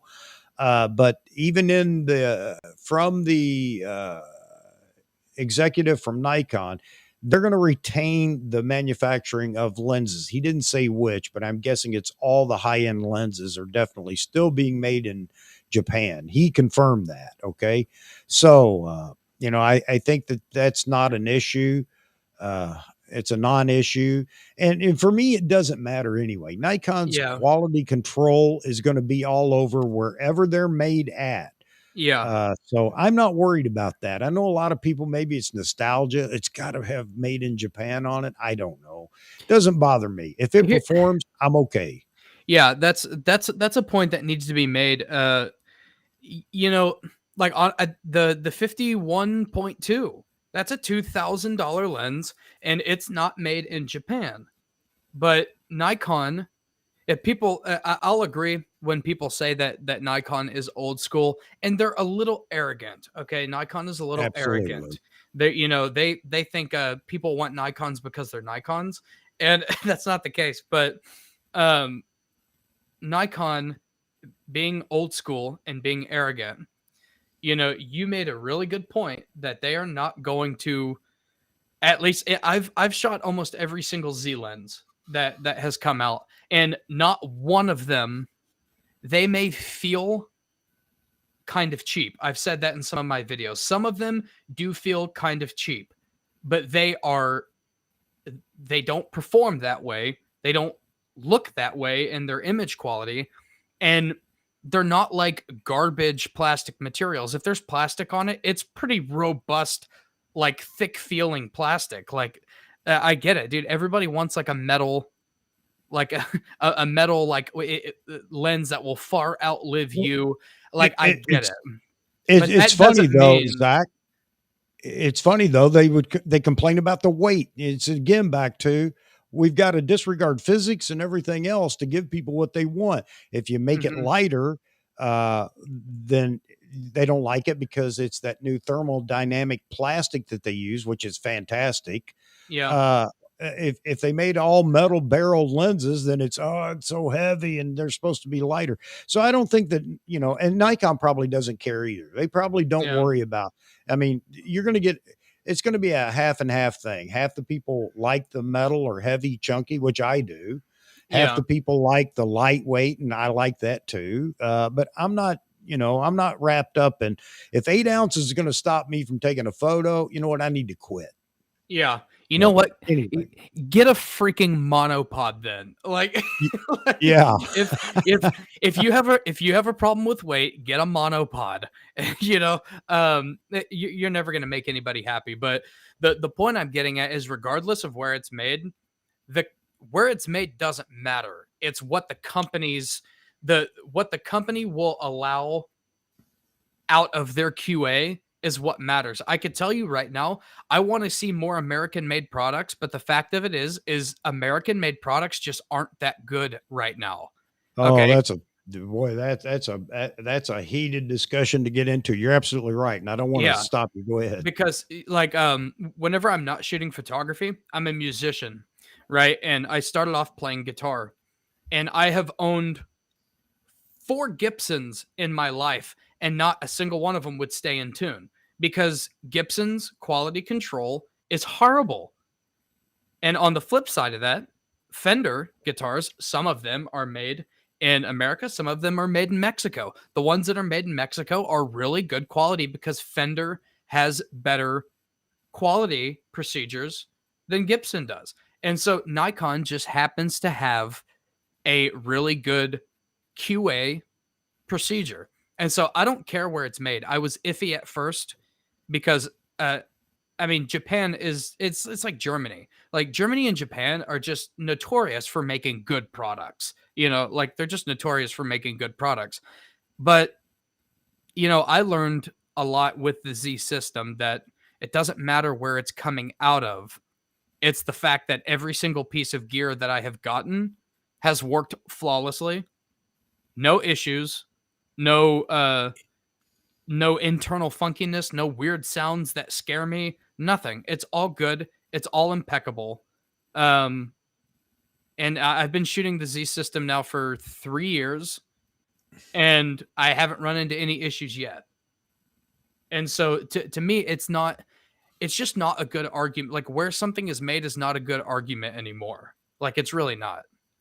Hey, Zach, Yes. carry on, man. I got to go do something real quick. Okay. I'll be right back. So yeah, anybody have any questions for me while we're here? Specifically, anything you want, anything you want to ask. I am an open book, unless, well, not totally an open book, but buy a Breedlove. I would buy a Breedlove guitar, but I have a Taylor 614 that I just absolutely adore. Breedlove makes good guitars though. Nikon always just feel best and well, not just in your hands, most people's hands. That's one thing that's a lot of people agree on, whether it's Canon, Nikon, or Sony or Fuji. Like everybody can almost agree that Nikon ergonomics are just so good. And I mentioned Fuji. I really like Fuji as a company, but it's either the GFX 100 or maybe the 100S. That is an extremely expensive camera to have almost no grip to hold on to. Am I right? If I had stupid amounts of money, I would buy one because I like the idea of having a medium format camera. But yeah, I don't remember if it's the 100S or 50S or the non-S, but the ergos on it just look absolutely treacherous. Saw something today about B&H on the Z9 having the largest oh yeah, I think we covered that. I saw that too. They it may be I think it's definitely Nikon's biggest pro body pre-order. And I did see something about B&H saying that it's the largest pre-order for a camera that they've ever had. I'm not sure what the D850s were. I know they had they were back ordered for a long time. I use Olympus EM1X for wildlife runs and ducks. I have never shot an Olympus camera in my life. So I would be interested to know what you think of that camera. Are you doing video for weddings, etc.? I do a little bit. Honestly, like if a customer wants video, I would rather just outsource that task to a videographer. Bring somebody on with me and split the take with them. What else we got? Make sure I didn't miss anything. I didn't miss anything. Sure looks like the Z9 is smashing sales. Yeah. Nikon money is in lenses. So the Z5. Actually, the Z5, I would like to have a Z5 just to have a Z5. Something that if I just want to grab one camera and go, because like I usually have a camera on me if I go somewhere. And the Z6 II, it's not that it's not a great camera to just like grab and go. It's just like double the price of a Z5. And so if I get mugged or if I drop my Z6 II, I would probably be a little more crushed in my spirit than I would be if I somehow accidentally broke a Z5. The one thing I don't like about a Z5 is I don't think the Z5 has IBIS. And I'm like, I would have paid a little bit more money to have IBIS. Supposedly it has the same sensor as the 750, and people were bitching about that. And I was like, why? Because the D750 was a great camera. That camera looked great. I almost bought one, but I didn't need the extra autofocus points. What was that?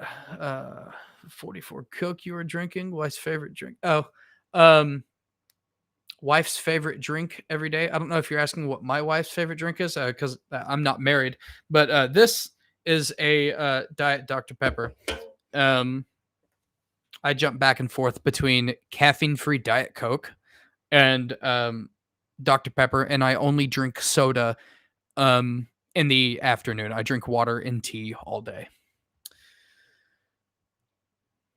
Seems video is such a big thing now. Yeah, I think any you'll never be able to have a camera that doesn't have decent video features ever again. I would buy a camera that had no video features. I totally would if it was like an abs. I mean, it would have to be better than a camera that has both video and stills capabilities. Like the stills would have to be better on the videoless camera, but if it was better, I would totally buy that camera. Oh, in the Sonic Cup, that was also I, yeah, that was Diet Dr Pepper. Um, I'm really tacky, and whenever I go to Sonic, I reuse the cups because I'm I'm tacky like that. Uh, I had a new camera with lens stolen 2 hours after landing in Saigon. Ugh. Do you? Here's a question for the chat. Do any of you insure your equipment? I mean, I don't think it covers theft. It might. I don't know. That's one thing I don't. I don't have insurance on any of my gear, which is the only reason I don't is because I don't shoot photography for a living. I think if that is your source of income, you should get it insured for sure. But yeah, I think that's a question for the good point, chat. Zach. Yeah, question for the chat. Let us know if you have your gear insured.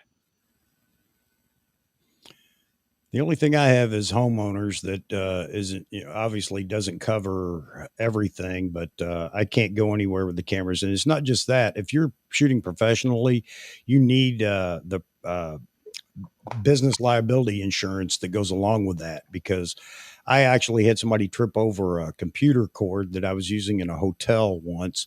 I felt bad for the guy, but I could have been liable if there were any injuries that happened. So, yeah, in a professional setting, you absolutely should have that. You've got to have liability insurance or you lose everything. So, yeah.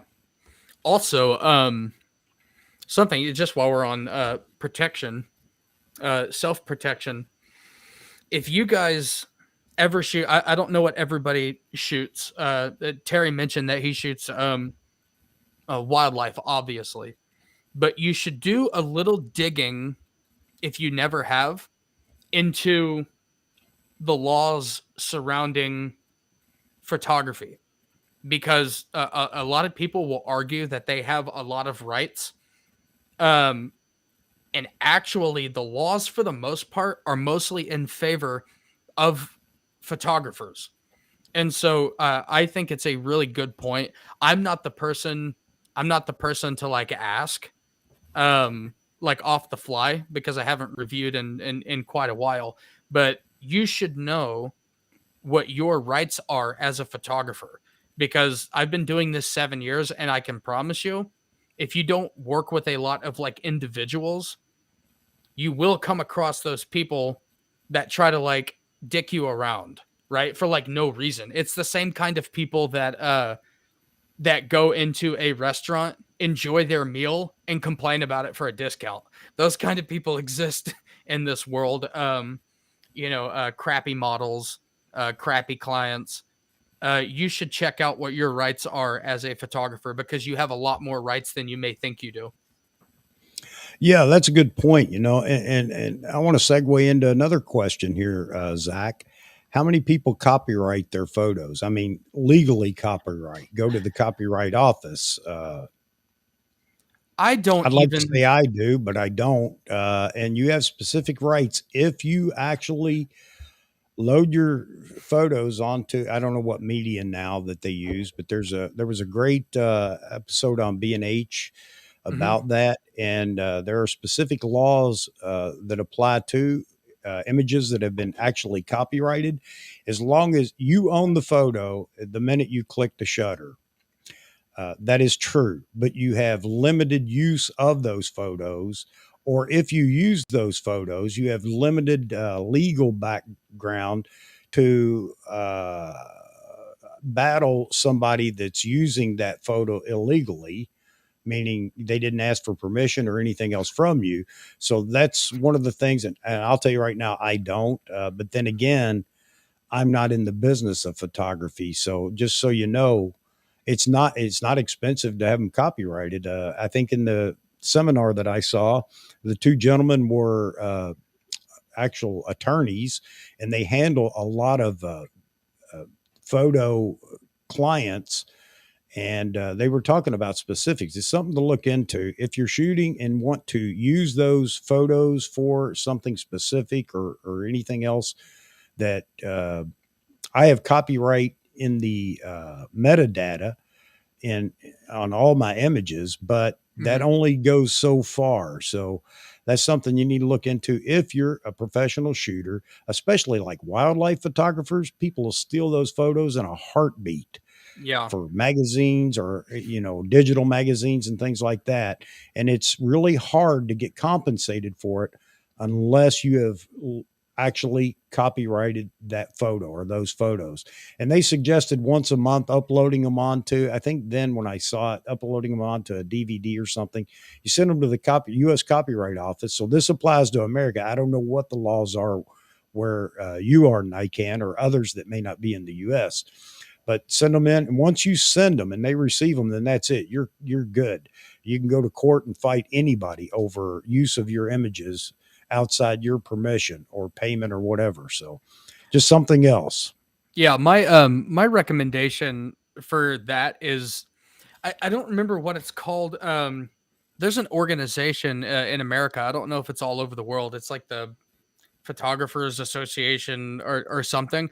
If 100% of your income comes from like photography, you should go ahead and just like get a membership with them, because part of that membership, like there's some insurance with it, and they also have lawyers that they keep on retainer to come to bat for you, and stuff like that. But if you're not making a substantial amount of money, like it's actually kind of a pet peeve of mine when people upload a photo that they took to Facebook and like like a they have like a watermark across it.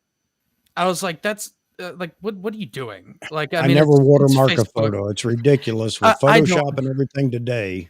Yeah, I can probably, as long as it's not like straight across the face of somebody, if I can't crop it out, I can probably stamp it out. Like it's not doing anything, and you're not making substantial amounts of money.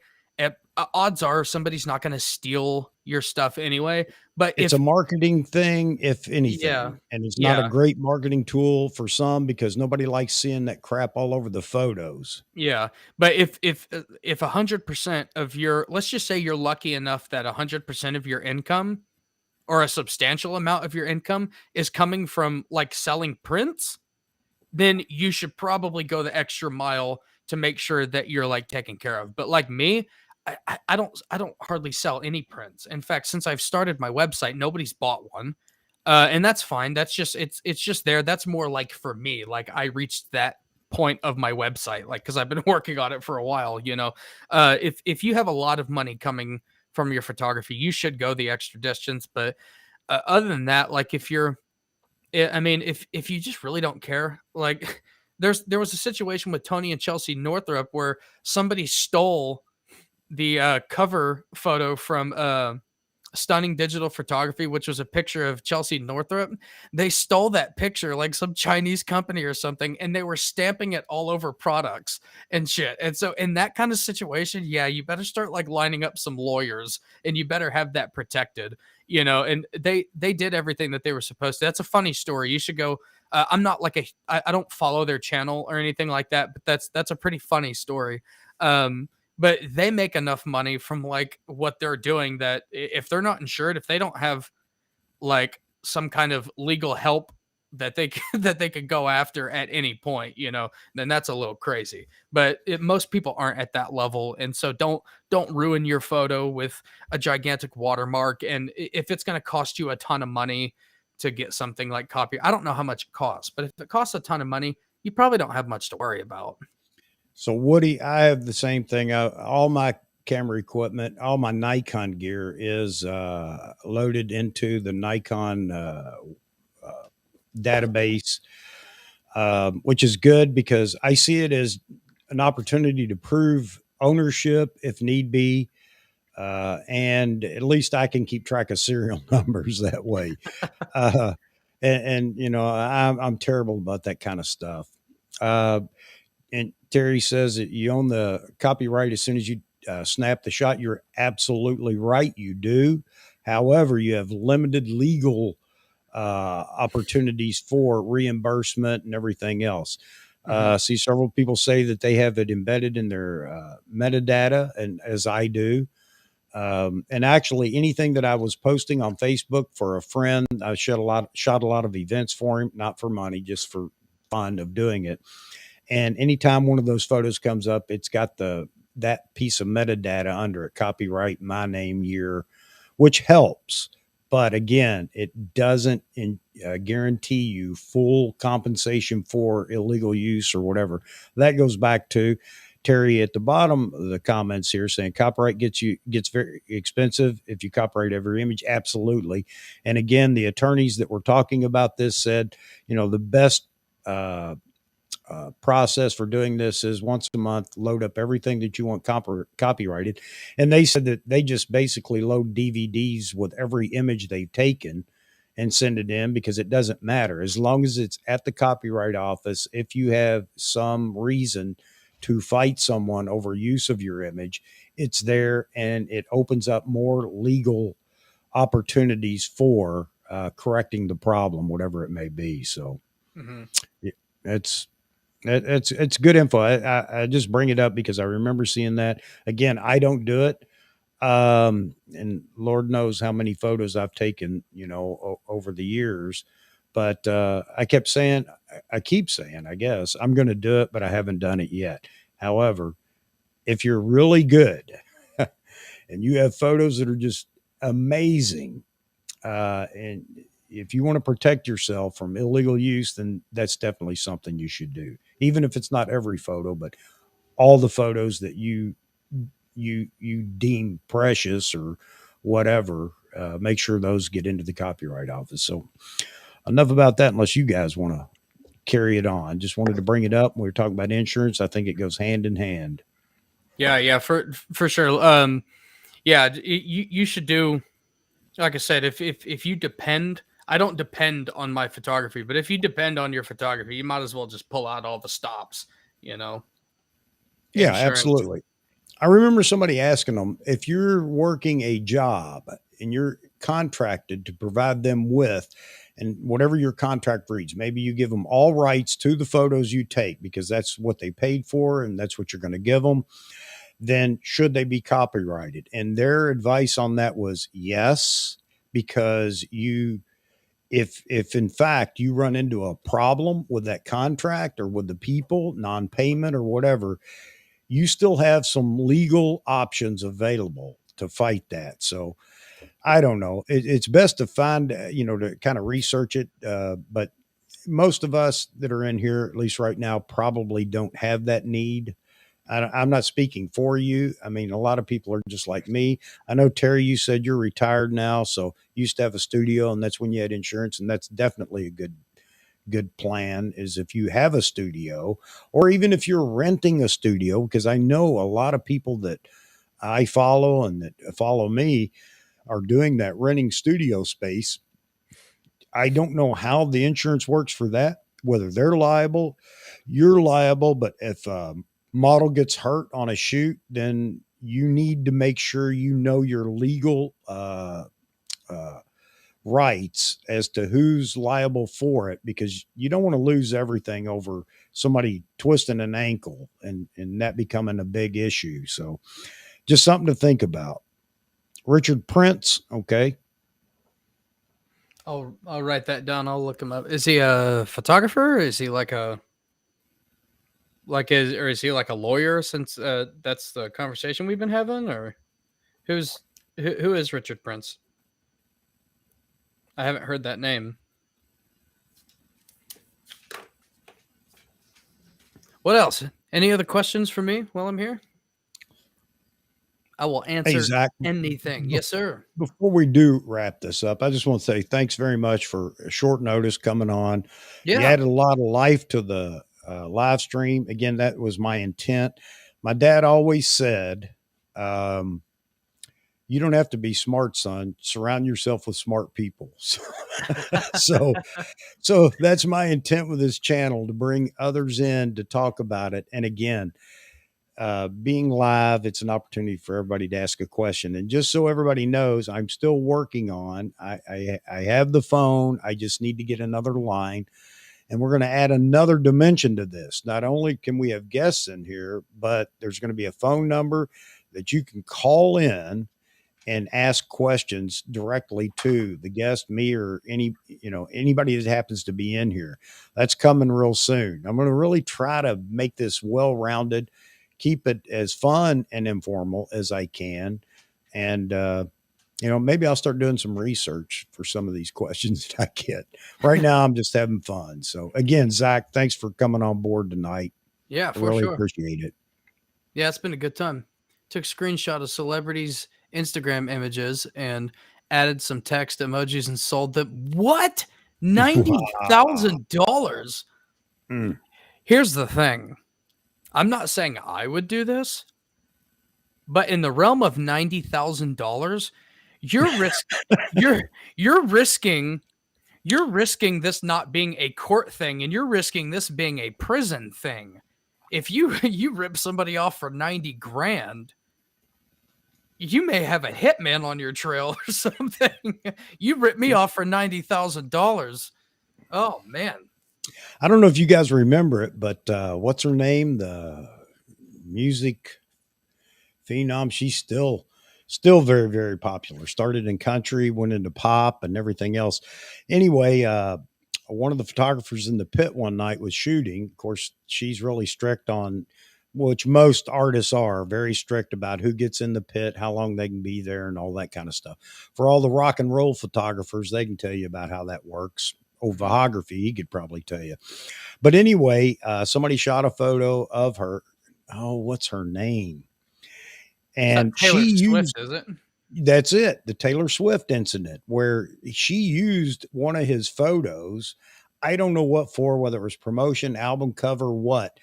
And he wound up suing her over that photo. And now she's got millions of dollars, and she couldn't afford to pay him, whatever, $100, or I don't know what it was, but she, without even asking, she just used his photo. And in that case, he won that. I can't remember it all. Let's see. Terry says it went to court and he is still selling them. Yeah. Okay. Damn. So again, that just goes back to, that's some of the Now, pitfalls of being a photographer, is you is need to do what you can to prevent it. Go ahead, Zach. is that her fault, or is that her management was so stupid that they that they said, "Hang on a second, let's check this," because surely she has a legal team the size of like the typical seating of a courtroom.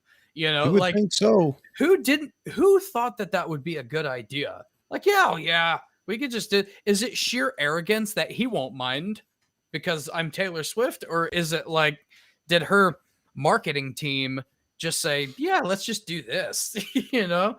I doubt the guy was paid to be there.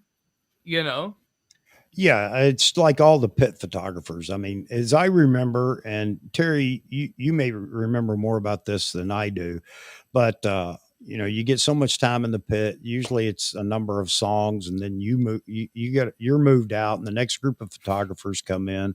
hmm You have to coordinate to do it. I mean, the artist has to agree to allow photographers to come in and do all that. I don't know what their do's and don'ts are or anything like that, but I know that it wound up in court. So again, it goes back to, and you mentioned it earlier, Zach, knowing your rights. And especially if contracts are involved, know what that contract says and know what your rights are.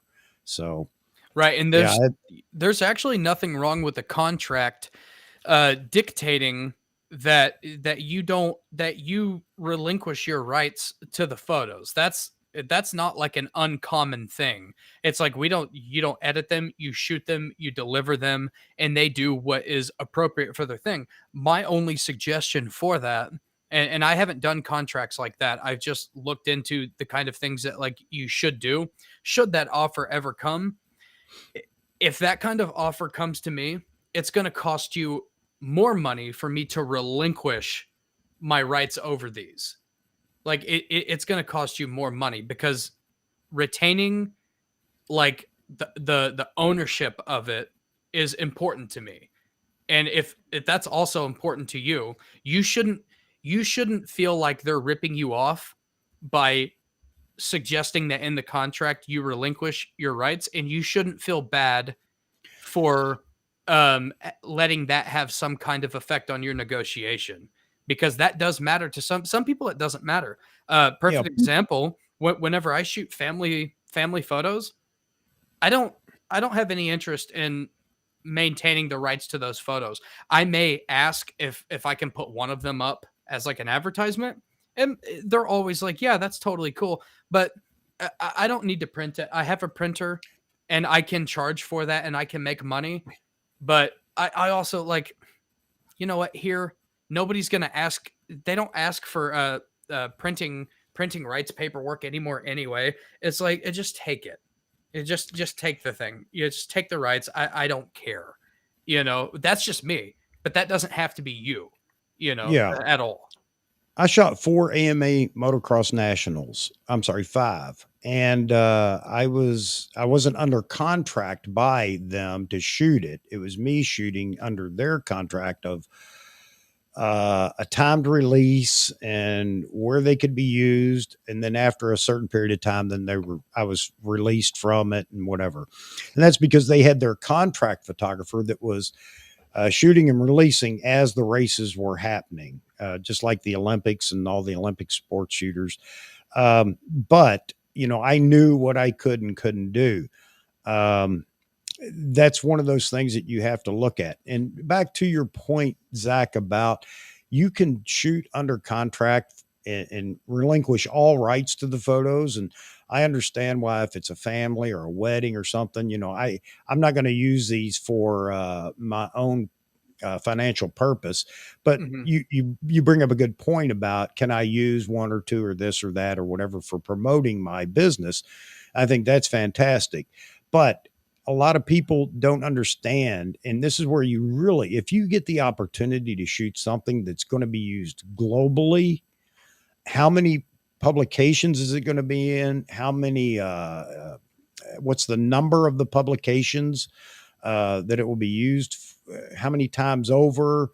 Blah Hmm. blah blah. And I'll tell you right now, if Nike walked in and said, "Hey, we want you to shoot our newest shoe here in your little rinky-dink studio," they could take me to the cleaners, because I don't know enough about it. And you really need some help with that, on understanding how much money that image is going to generate, so you can then charge them for that usage. And anyway, Hmm.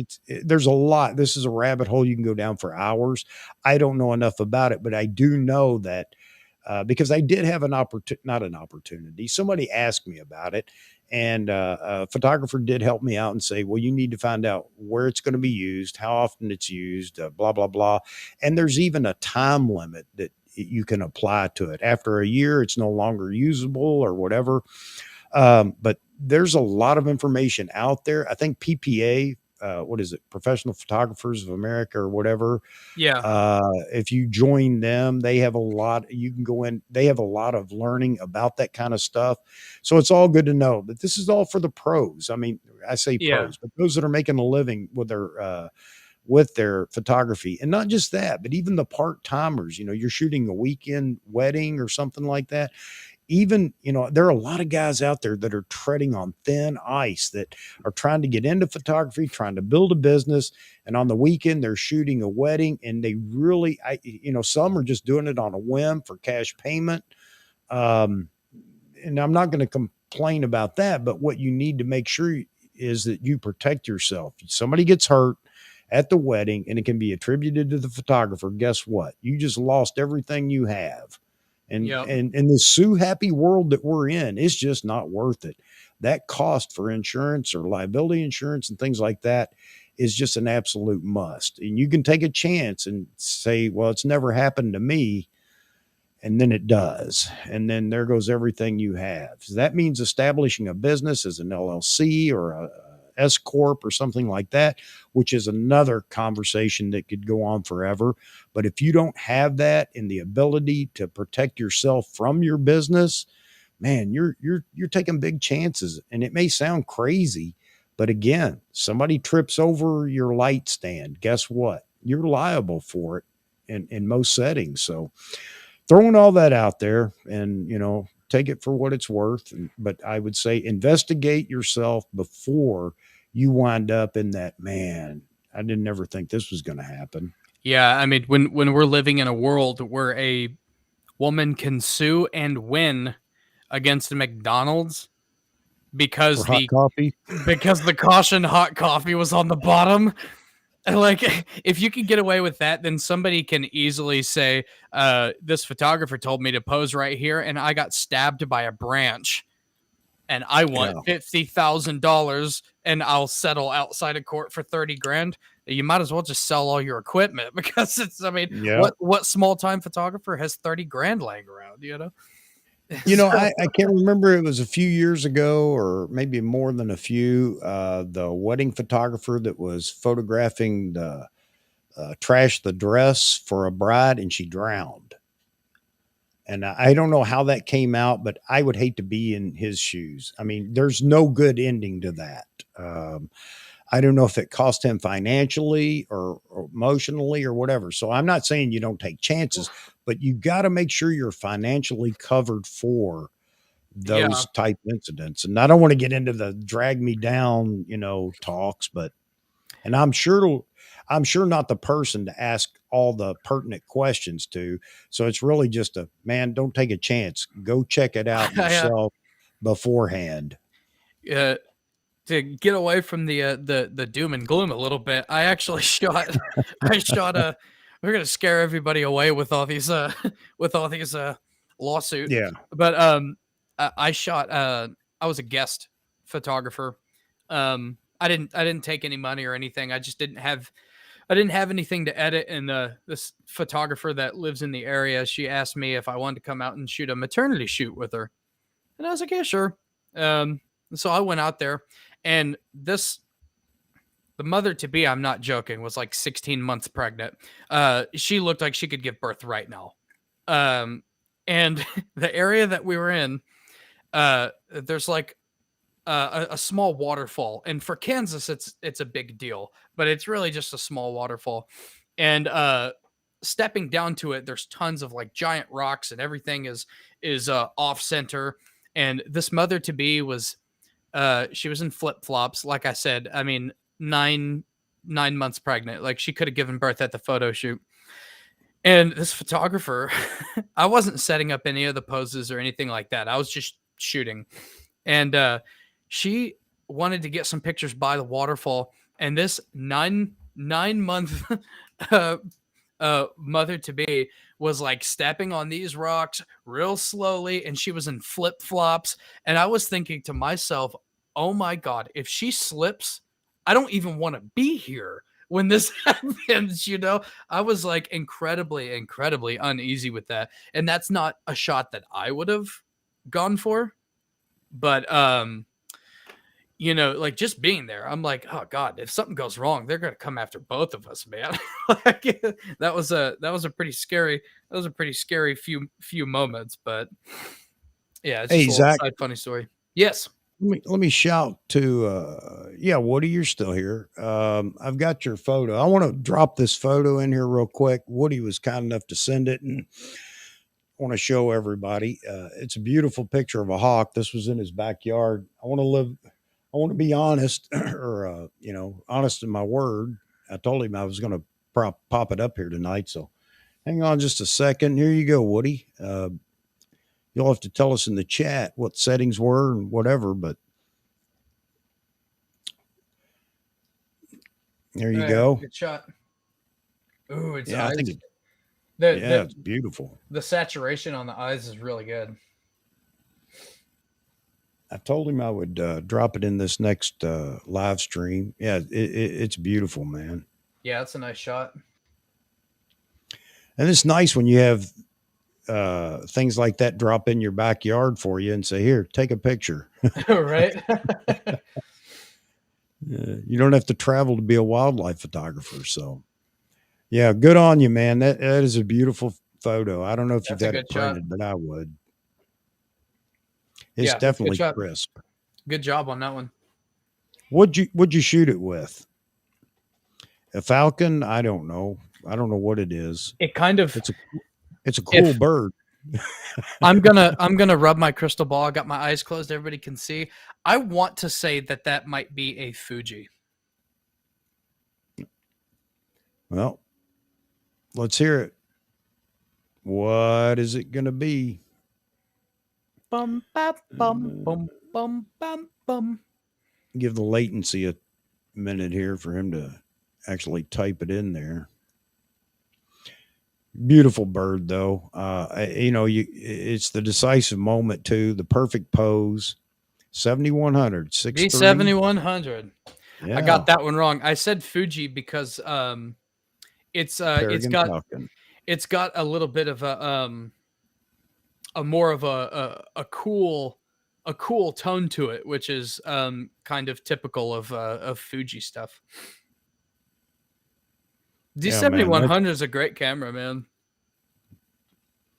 Real good camera. great. Great shot, buddy. Yeah, good job. That's a good shot. Oh yeah, I want to All look at right. his f 1.63, 64, 800 ISO. Okay. Oh, the Okay. Tamron 70 to 200 G2. I was I know. heartbroken that that didn't adapt well to the Z system. I had that lens and it was awesome. Yeah, I know a lot of people giving big kudos to Tamarin. Nikon's one of them. He has his own reason for it too. But yeah, all right. Let's be like the photo critiquers. Well, Woody, you could have given him a little more headroom, and why'd you shoot at 6.3 1/640th at ISO 800? Couldn't you just drop the ISO? I'm just messing with you, man. But that's the kind of crap. You know what? I like it. That's all that matters, and I think that's Yeah. all that matters to me most of the time. I see photos that people they get no likes because everybody's looking at, well, the white balance is off. We talked about that earlier or whatever. You know Yeah. what?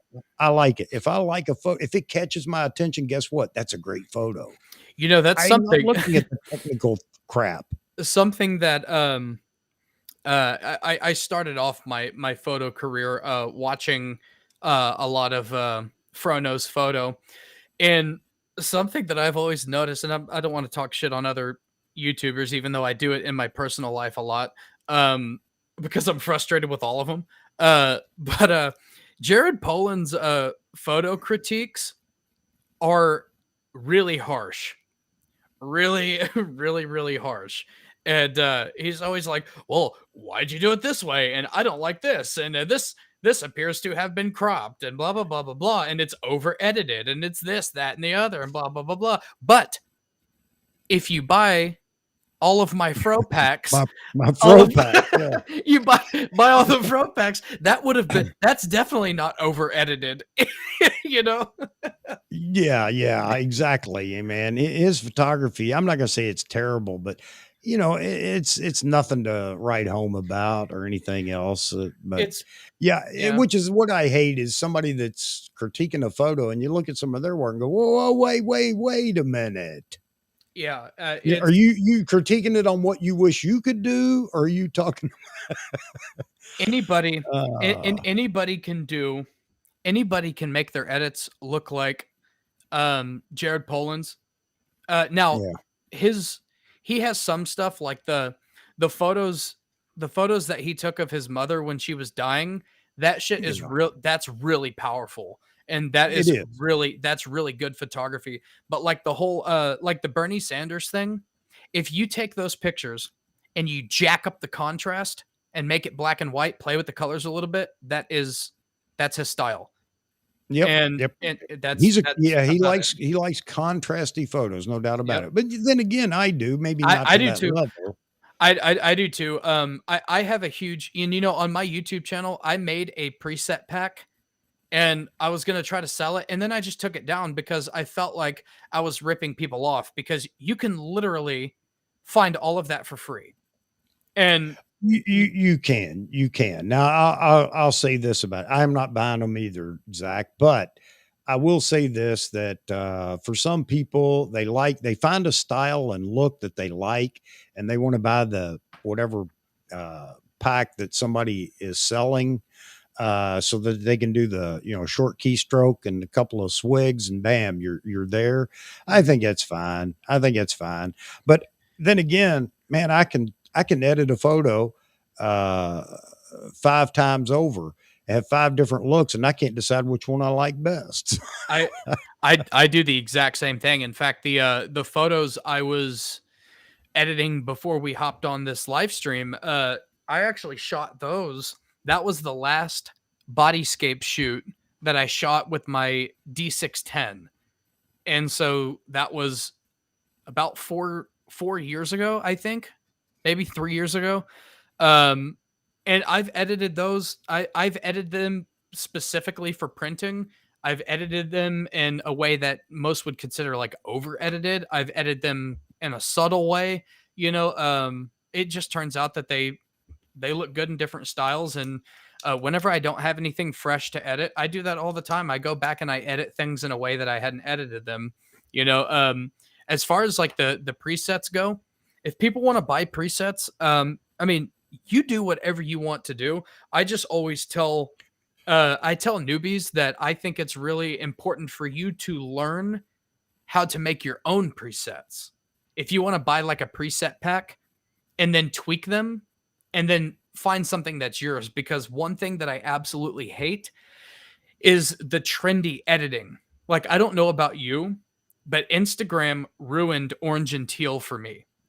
Every single Oh my god, shit is way too orange, way too orange. It's like you're looking out at the ocean and it's not even a sunset, and the water is orange. Like, Yeah. it's cool, and I have a preset that I made 5 years ago that's orange and teal, because certain photos do look cool with orange and teal, but it has been a trend on Instagram for so long, and oh my god, I'm so tired of the cinema edit, like the Yeah. I'm so tired of it, It- man. Beat the yeah. tar out of And it. again, if I'm going through, I'm not critiquing photos, but if I'm going through a bunch of photos, somebody's, dropped and whatever, if something jumps out to me, honestly, I don't go into, well, what was the, what ISO, blah, blah, blah, because, I'm not even opposed to some grain in a photo at times. I could care less. The bottom line is it pleasing? Did it make you stop and look at it? It doesn't matter beyond that, how you got to that point. And I'd love to say all my photos are that way, but they're not. Mhm. It may be something that I like, and I may find out real quick that nobody else likes it.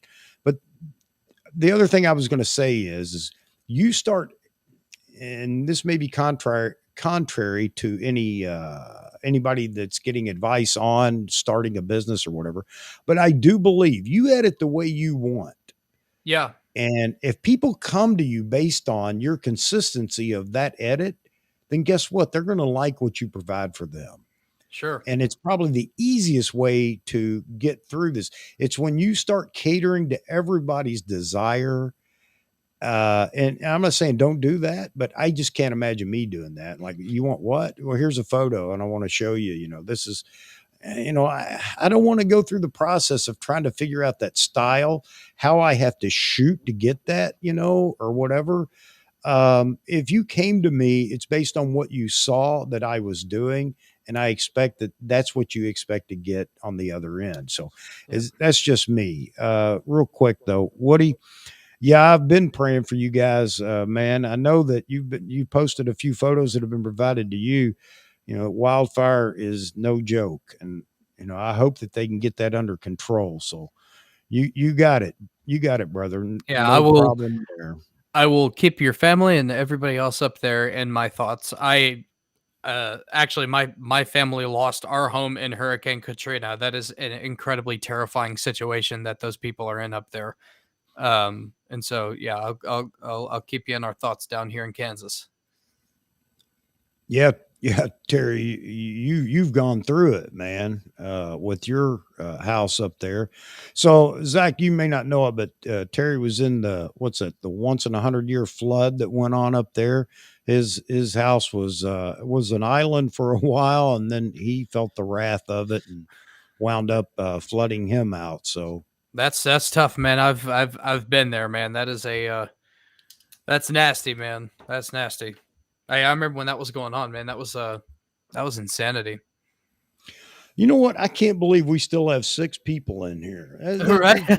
They're I hope going you the guys are distance. enjoying it. You must be, or you're just dedicated and want to help me out with. No, I'm just kidding. Which does bring me to, and I'm going to say this not because it's going to help my analytics or whatever, and it's not a money thing. Because you know what, I'm about 500,000 subscribers short to a paycheck on YouTube, so I doubt we're going to get there tonight. But I'll tell you, one thing: a subscription or subscribing to the channel is nice because at least you get a notification when we're going to be on here, and you don't always have to join, obviously, but a like. And I'll tell you why the likes are good, because it makes me feel good. That's it. I mean, I don't expect again to earn a living from YouTube, but anyway, I hope you guys are doing that. No, I'm not hearing double anymore. I figured out what it was. So I've got all these monitors around me, to include the laptop screen. Let me just rotate it real quick. So you see I had the YouTube video up on this screen, and it was still, I didn't mute that. I muted the laptop, but I didn't mute that. And anyway, that's why I was hearing the echo. You're So you're set up to stream Fortnite over there, man. yeah, man. You look like a Twitch gamer. We can go to the other side over here, and there's the ATEM. That's what I see to switch between views, the 4 inputs that I have. Right now, I have my second laptop connected. So, yeah. So, one of the things I did the other night, and not to hijack where we were, but just so people could see, is get this turned back here. I have the Hollyland Mars wireless transmitter, and I've got it on my Z6 II back there. So I can go, that's one of the feeds that I have, and I can go live on it as well. And my plan is when I get the Z9 is I want to do a photo shoot here in my, little humble studio.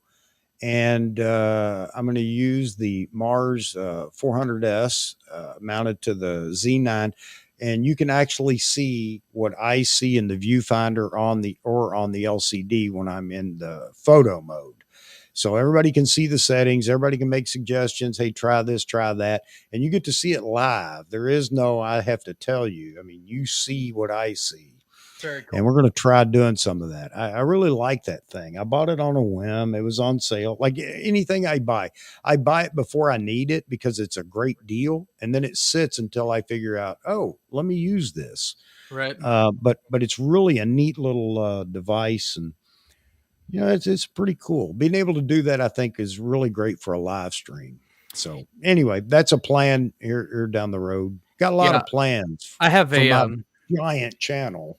I have a an Atomos is in my future because a lot of, like, at least on my channel, a lot of people like the stuff that, like, I wish I could just make like photo editing content or Yeah. live shooting content, but for the most part, uh people really do like the techie stuff, and Yeah, I like they do.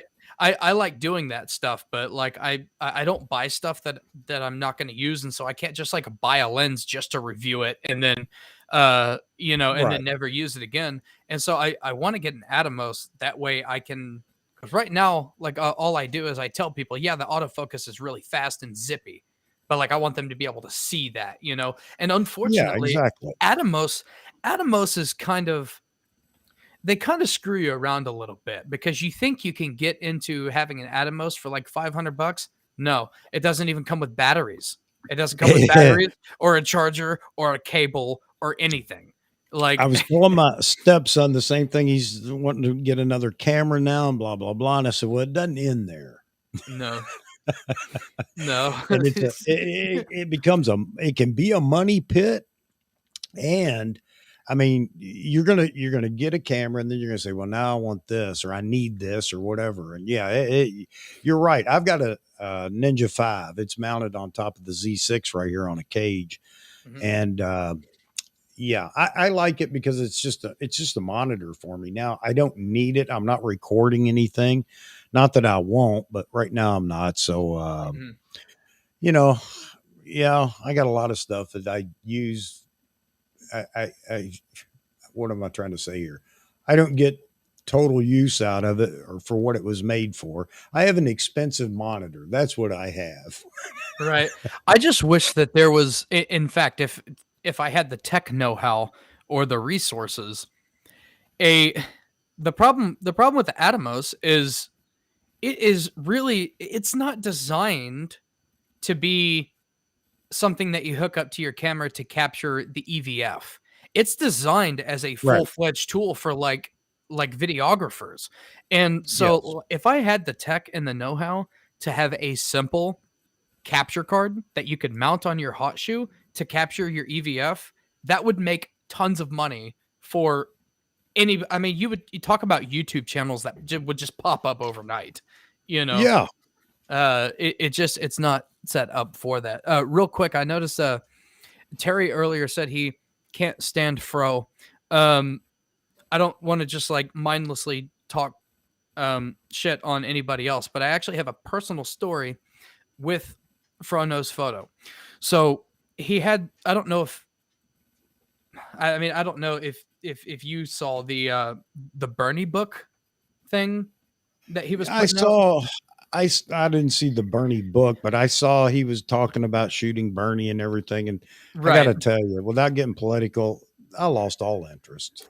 Well, I I understand like what he was doing from like a business sense. You make a Bernie book, you sell the Bernie book, and every Bernie, I mean, Bernie had a lot of supporters, and I mean, at least some of them that, yeah, he's got 1.3 million subscribers, so he can make money off of it. No hate on that. Yeah. He was starting a Kickstarter for it, and I was like, huh, that's kind of strange. And so I know that he also has this charity, I think it's called like Fund a Photographer, where they provide equipment to like schools that need, like desperately need like an upgrade. And I think that's a really cool thing. And so I I agree. I asked in the comment section, I said, because he had started the Kickstarter and he came out with this real long feature where he was like talking about it and then like the Kickstarter and all this stuff. Uh and so I asked him, I said, hey, is this for your charity? That's all I asked in the comment section. And I got this long winded response. He's like, and it was like, first of all, Kickstarters cannot be for charity. And second, like it's about the movement and it's blah, blah, blah, blah, blah. And it's about this. Like he was defending himself. Oh, And there's then another reason I don't like him. it became very apparent. It's like, well, I'm not accusing anybody of anything, but now based on your response, it kind of seems like now you are getting beat up because people are starting to, or people feel like you're trying to raise money for something that you're making money on. And so it's like no investment on, or you're trying to minimize the investment to get this book into production.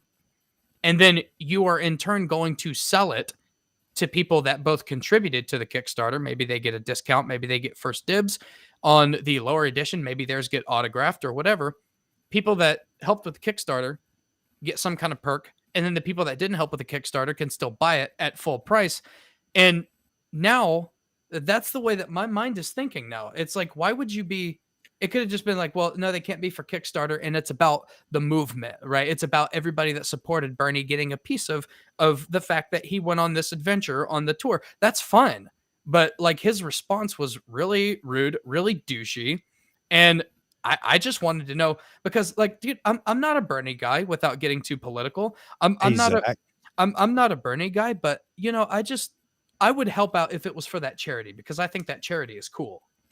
I agree with you on the charity part, but did you see the interview that I don't know if you've seen Vahography, his channel? He Uh, was a dick the entire time.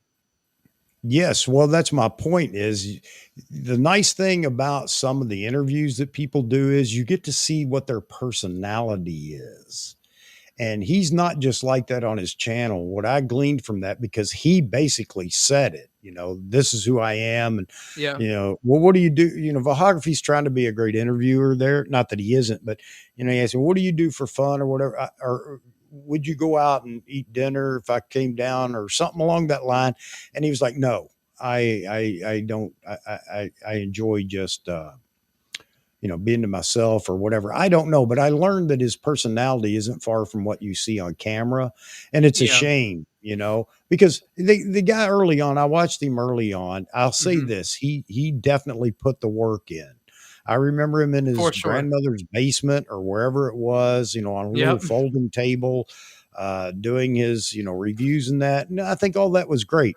But what we now know is, he does have a personality, and that's fine. Okay. So let him be that way. So really my bone to pick with him is about his hatred of Nikon. Now he says he doesn't hate Nikon. Well, I don't know what you're watching, but we, the people that watch your reviews of the Mhm. different manufacturers' cameras, can see loud and clear that everybody else gets a pass of some sort where you have to find more negativity about Nikon. And Mhm. he said in that interview, well, I'm just stating it like it is. Yeah, you know what? And I learned this from an old Air Force colonel. He told me one time, I was being the same way, I guess, as Jared. He said, Chuck, you can call the baby ugly without actually saying the baby's ugly. I love that quote. And that is my feelings about him. Yeah, bring it up, say something about it, but don't look like you're about to have an aneurysm over it. And then you go on to another camera that you're going to review and you say, well, I really don't like this, and that's about it, and you move on. Yeah. I mean, be equitable here I mean, across the board. But he may his have something against Nikon because he was a Nikon shooter, yeah. and Nikon didn't respond to him. Oh, that was the other thing. He had a direct line, not literally, to Nikon Japan, and he had made some comments, and maybe they'll probably fix them. It's like, oh man, Woody hang on to your ego. Woody's comment is hilarious. The Nikon money train didn't stop in Philly. Case closed. But yeah, Oh, just the last point, like, on him and that interview with Biography and all those guys. Those guys could have easily. I mean, you could tell because those guys. I've heard everybody in there, you know, um, go to battle in their videos against his really negative, yeah. blatantly negative things against Nikon. But they were nice to him, and I mean they were really forcing. They were really forcing, like, yeah, everything's cool now. But this is Jared's face the whole time. Yeah. It's like he's like, why did you Yeah. even come on if you don't even look like you want to be there? And that's You one of the know? other things about YouTube that's become so much more disturbing is the clickbait titles. Nikon going out of business, or hey, Nikon just dropped the Z9 and you're not going to like it, or whatever. And he is the king of clickbait. I Oh mean, shit, yeah, he is. and I that's why I just quit watching him. I'm happy for him. I'm not jealous of him or anything, but I guess being a Nikon apologist, I just get tired of the Nikon bashing for no reason without doing the same across the board. That's what bothers me most. Terry, and I'm not disappointed that Nikon gave Fro the Z9, but I'm actually impressed because that Nikon had some balls to give Jared Polin the Z9. They had some big balls to do that with all the shit he's been talking. I Yeah. think that was absolute confidence. Like, they had to know in their deepest the deepest realms of their heart that they were going to at least impress him, at No, least you're a little absolutely bit. right, Zach. You're absolutely right. They had to know in their heart of hearts that there's very little he's going to be able to complain about. And that was true for the most part, but he still wouldn't give it the stamp of, the smell test and all the other, hey, this is going to be a great camera. And he argued with photography about that. Why, blah, blah, blah. Yeah, but man, I mean, you can turn it into just misery somehow. Yeah, I mean, But that's just who he is. I know that now. admit there's nothing wrong with being a fanboy. I'm a Nikon fanboy. I love Nikon Yeah. products, and I don't have a desire to use anything else. I just love, like, I like Nikon as a company. Like, I like their mentality, and I can admit that. Like, Yeah, absolutely. just Well, admit that you're. I've said for a long time I'm a fanboy. You see Terry there. Uh yeah, it's funny Tony didn't get one. Well, I mean, I don't know why, but he kind of messed up with Sony and dropping their his ambassador video before Sony even released it. So Nikon probably said, "Nah, we're probably not going to let you You have know, one." part of the reason part of the reason why there's two reasons I started a YouTube channel. Uh and neither one of them are to make money. One of them was COVID was on, and my company had a company-wide shutdown for 2 weeks. Now, unfortunately for me, they sent me home with a laptop. I work in a manufacturing place, and so I had some work to do, but I was pretty much just like really bored. And Hmm. come to find out, like, I had planned a trip to the Garden of the Gods in Colorado with my mom, and we were gonna go, and then I found out that the company actually didn't want the people that weren't sick to like go on vacation. I was like, shit, I'm gonna run into somebody, and me and upper management are gonna run into each other at the Garden of the Gods, or some crazy. And so I was like, well, I guess I'm just stuck at home, and so like I couldn't go out and shoot photography, and so I was really bored, and I was absolutely tired of all of the other photography content, because I'm different in the fact that I'm unapologetically myself.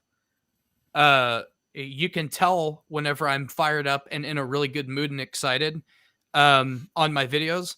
And then like today, had a pretty rough day. I'm a little more reserved today. I just do me. Yeah. Like I don't put on a show, and I'm also like a realist, right? And so I know that there's people out there that will stomp me with a piece of crap camera. And then there's people out there with really good stuff that I'll just stomp, right? And so there's a level of like materialism that is infecting the YouTube community of photographers. There's a lot of bashing, and now it's getting to the point. It's like with Jason Lanier, who I've never been a fan of, really. Like, Right. I think he takes beautiful pictures, but I've never been a fan of his personality. I don't I think he's. agree. I just don't like. I think he's like boring, And YouTube is about. I mean, it's content that we're absorbing, and so it's entertainment. And I wasn't entertained, but it was really old whenever I found it, but the shit between him and Angry Photographer was the Yeah. dumbest. It's like, I mean, how old are we really? Which Angry Photographer, I love his lens recommendations. I agree with them all. But now he's like some quasi weird uh it's like some weird it's like it's Oh, off yeah. off-brand science and conspiracy theories. It's It's laughable, it's man. very strange. They were at war with each other, and it was so stupid, and he actually damaged Jason Lanier's he damaged his business with that drama. And Yeah, and so, Terry said he did get in trouble, getting some hot water over some of the models, and yeah, I well, know, I agree. as Uh, far as I know, none of that stuff ended up going to court because it was all bullshit. Nobody could like back up their claims. And yeah, I yeah. don't I don't know. I just know that drama was. I was like, what happened to the great? like recommendations and what happened to the good, like, this is how you can get by like without this. Cause I'm all about getting creative with things that I already have, and stuff like that. And so I was like, dude, I'm just going to make a YouTube channel that talks about like the kind of stuff that I do, maybe throwing some funny stories here and there. And it's changed since I started it, because there's some things that just don't hit, they just don't hit well, and I'm not going to put like a whole lot of effort into like the Craigslist creepers. That was like my favorite idea. Uh Mhm. but that just didn't go anywhere. Um and Yeah, so I I just agree, and all that was crazy, and then when they did their shootout, then, obviously, old, Ken was I mean, his come on, his man. photos were, pardon my language, they were fucking terrible. All he needed was a duster and a cowboy hat and throw a cover over his head, and he could have stepped right into, 1850, Yeah, with those his big homemade, do it yourself. I mean, I'm all about it. I'm all about it, but you know, my thing is I've never seen any of his photography except the sample shots that he takes with like certain things, and those aren't intended to Yeah. be pieces of art. And um there was like that weird thing where it's like people found the actual photos that he said he didn't say that they were his photos, but he didn't really say that they Oh, were. yeah, when And they found out that they weren't his yeah, or that's whatever. all Yeah. drama. I don't know, but at the end of the day, like, finally got the opportunity to like watch him work and actually see some of his work, and I still stand behind his F mount lens recommendations are on point. I've owned a lot of his recommendations and they are Yeah, but he good. cancels all that out with all the other, if it doesn't if it's not for him or, up to his whatever his standard is, Yeah. then it's junk, and I get And tired of hearing that. my But now I only don't have to worry about it because he's become a Jedi Knight, philosopher or something, it's which, weird. if people enjoy that, then great, good on them. Yeah. But it's Yeah. like the he's into all kinds of weird stuff now, and all right, good. my thing is like I said, that was whenever I stumbled upon all that stuff, it was like old news. But I didn't have anything else to do during COVID, and so I Yeah, found these things, and this is, now the only thing that's ever going to be good enough is Fuji, right? And so he goes out with a yeah. 5 or 10,000. I don't know if it was the 50 or if it was the one GFX 100, but it's either $5 or $10,000, and like the highlights were so blown out in his photos that's embarrassing. It's Hey, like, Zach, yeah, how much is it costing you to do this live stream tonight, nothing, dollars wise? nothing. Well, evidently it costs something because that's one of the things he has in his on the channel is if you like this and would help donate and whatever. I don't know why he isn't monetized. Maybe YouTube told him, no, you can't for some reason. Why he does? He's not doing it for you and I because he cancels that or contradicts himself with, "Would you please donate?" It doesn't cost me anything to do this. Not now. I mean, once things are bought and paid for, it doesn't cost you Yeah, daily to use it, right? right. So I don't understand that part either. But yeah, He he's out there. But let me give you a quick on Jason Lanier. Okay, so I don't know him personally. However, I have been in his presence. I spent a lot of time out in Salt Lake City working for 7 years. I was back and forth out there quite a bit and picture line photo or camera out there. Great little store too, man. It's really nice. But anyway, they do kind of the same thing that B&H does. They have events that they put on periodically. And while I was out there, Jason Lanier was going to do an event, and I went up there to sit in on it, even though I knew it was Sony. But he came across as so vain. I mean, and so you could tell it's all about him. Mhm. And I'll give you this: you're right. He's taken some fantastic photos, and what he does with Roto Light, because that's got to be his one of his sponsors, and with They Sony, they he's been they back dropped there. him. They dropped him. Them and Sony dropped him with all the drama that was going on.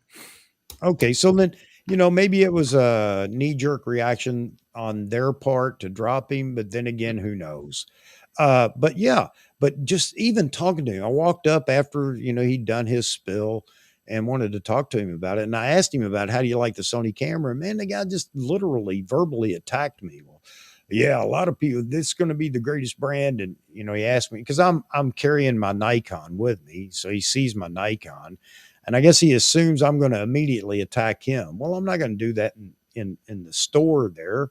But he attacks me about, Sony's the greatest thing since sliced bread, and you're going to be getting rid of that because Sony's going to rule the world. One camera rules them all kind of stuff. And just the way he said it too. So I really was turned off by the guy immediately. He's like, you got to be kidding me, man. You're not an ambassador by any stretch of the imagination. But then again, I learned later that that's what Sony people are. You know, I say I don't have any problem with manufacturers. It's the fans of the manufacturers that are usually the problem. yeah, every single brand has like a different type of like fanboy. And so uh I would say that, like Leica people, like they're like gear sniffers, the ones that are really hardcore. Yeah, Now don't get me wrong, Leica cameras are legendary, and they do have a particular look, and I like them, but they're a little snooty, a little arrogant. And then you have Fuji people, which in my opinion have the worst fans.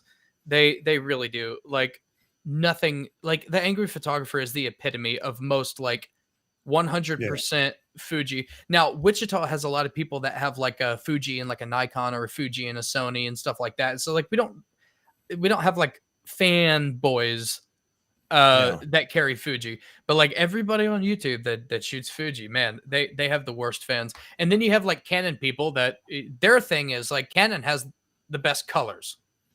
And then like most Nikon people just disagree. And I think I saw somebody else say this, and I agree with them. Like Nikon fans right now, I think they're just emotionally drained. It's like they're yeah, just like yeah. I agree.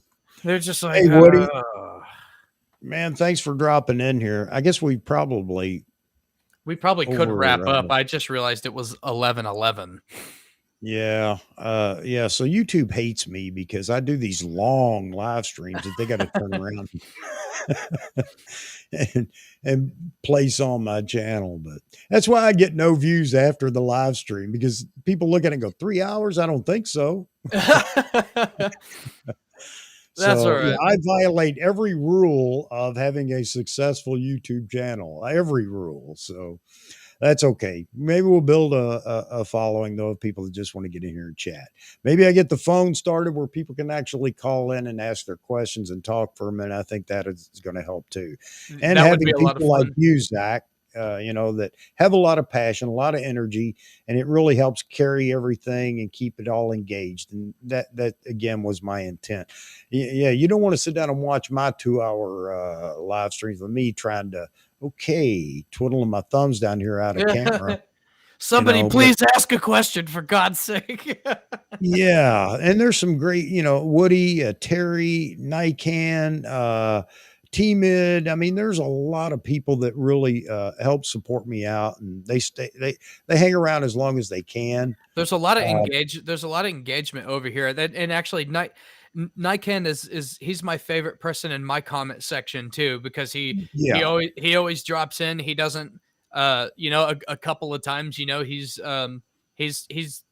come like directly against some of my ideas, but we're always cordial about it, and it's always cool. It's just yeah, two people that agree on yeah. most things and disagree on some, and he's my favorite commenter. I hope Terry and Woody and everybody else. I hope you guys pop over to my channel and drop your comments over there too. Yeah, and then so we kind of have some plank holders here. I have some plank holders here, and I'm thankful for that. And as I tell them every time I wrap up one of these live streams, I'm humbled, honestly humbled that anybody would come and hang around, and that anybody would subscribe. But I really enjoy it, and I just I don't know. I want to keep it going so that we can all have a safe place to come and talk about things. Right. And by safe place, I mean I can say whatever the hell I want and not feel bad about it. That's my safe space. Yeah. Yeah, Terry, yeah, Nikon, we chat all day long every day, and he's talking about what's going on in Ireland. The mandates and all that stuff is getting crazy again with this new variant that isn't as bad as any of the other variants, by the way. Yeah, I've heard that Uh, it's fairly mild. yeah, but hey, again, all those that are in the chat, I really appreciate it. I hope we got something going again. Uh, Hats off to Zach for bringing a lot of energy in here tonight. And Zach, you'll be back, man. I'm gonna drag you back in here. Get Yeah, T-Mid man. in here. We can have more than one guest. I can have up to 10 guests. It look like the Brady Bunch. Oh, You know, we'll here's a all be in story here. about a Nikon hater. Yeah, exactly. Yeah. And man, Nikon over there. I don't know, man, He's brother. going the distance, man. I appreciate the support. Yeah, he does that often. He really does, and My man. he brings the wit too. I really enjoy that. So, but yeah, everybody that's in here tonight, again, thank you. I know a lot of people have left, but then again, we're only going on or a little over 3 hours. I mean, Yeah. oh man, and Yep. again, thank you, Zach. Yes, Really sir. Thank enjoyed it. I you. hope you did. Yeah, man, it was a lot of fun. And Let's do it again. yeah, absolutely. You can see what we're doing here, what we're trying to do, and I'll try to keep this thing alive. Consistency is what helps it, Maybe and we I'm can trying to build be a consistent. following of like a normal people that just want to Yeah, talk about photography stuff instead of just hating on everything and yeah, trying to sell anything and everything to anybody that's willing to buy it. It's yeah. Oh that's yeah, I want that's to one invite thing everybody to that's buy that's my one thing pro I want to pack. stress. I want to stress, like, if in every single one of my videos you'll see a couple of things. You'll see a link to my website. You'll see um a PayPal donation link, which you see all over the place. Don't Hmm. ever don't ever feel like you've got to donate or go buy a print. I always say you can swing by the print shop and pick you up a print. Only don't do that just because you like me. Do it because you like the photo. I don't That's need. great. I'm not making any money off of YouTube. And if I never make money off of YouTube, that's fine. And there's a good chance I won't because I say whatever I want. And that's the way it's always going to be. And that's why that's why people have liked me so far. So don't ever feel like you need to financially support me. Just consider checking my website out and just giving me one visit to it. Um, and like the channel, subscribe to the channel if you like the content that I put out. That I appreciate that too, and there's nothing wrong with obviously selling products and that. Like I said, as far as the Fro pack or uh, uh, whatever, I don't have any problem with that. If people want to Yeah. buy it, buy it. Sorry, my baby lion had to come in there and tell me he wants my attention. Yeah, hang on, you horse. All right. So, yeah, yeah, he is a giant cat. He's a Maine Coon, and he's on the larger side of the Maine Coon breed. I had to buy an extra large litter box because he didn't fit in the other one, and you can imagine the problem I was having. So, Oh yeah, bet that was fun. yeah, but he's my baby. He's just purring away, so he's happy to see you all too. So I had a great time tonight. I'm planning on making a standard night, Saturday night, 9 p.m. Eastern. So every Saturday night, I want to try to keep that going because a lot of people can then plan to be around. That's a date we came or a day that we came up with. We'll see how that goes. If it's interfering with anybody's plans or whatever, maybe we change it. But that doesn't mean it's the only night that I'm going to live stream, just like tonight, Wednesday night. So it may be a Wednesday and Saturday thing, but Saturday is set. That's going to happen. no matter what, even if I have to do it on my cell phone if I have to be away. With the Z9 coming out, I know that as soon as that thing hits the streets for everybody, everybody and their brother's going to be talking about it, and there'll probably be more live streams then, especially Oh, keeping for up with sure. anything new that we found out about it once we have it in our hands. But Hmm. it'll be nice to it'll be nice for to get it in hand and be able to allay some of the fears some people still have that are sitting on the fence. Not too many of them by the look of the pre-orders, but anyway. Um, uh, oh, and I meant to say this earlier for anybody that's in here and has a channel, I have no problem with you dropping your channel uh, in the chat, and I'll Oh try to yeah. transcribe that into the descriptions and everything and everything else. But yeah, maybe that's another thing that I like about this is what was I going to say? I saw I back out on buying the 200 F2. I couldn't pass the 200 F2 up, but I'll get to that in a second. Um, uh, I want everybody. We're the folks that aren't the big YouTube influencers and the big, high end professional photographers.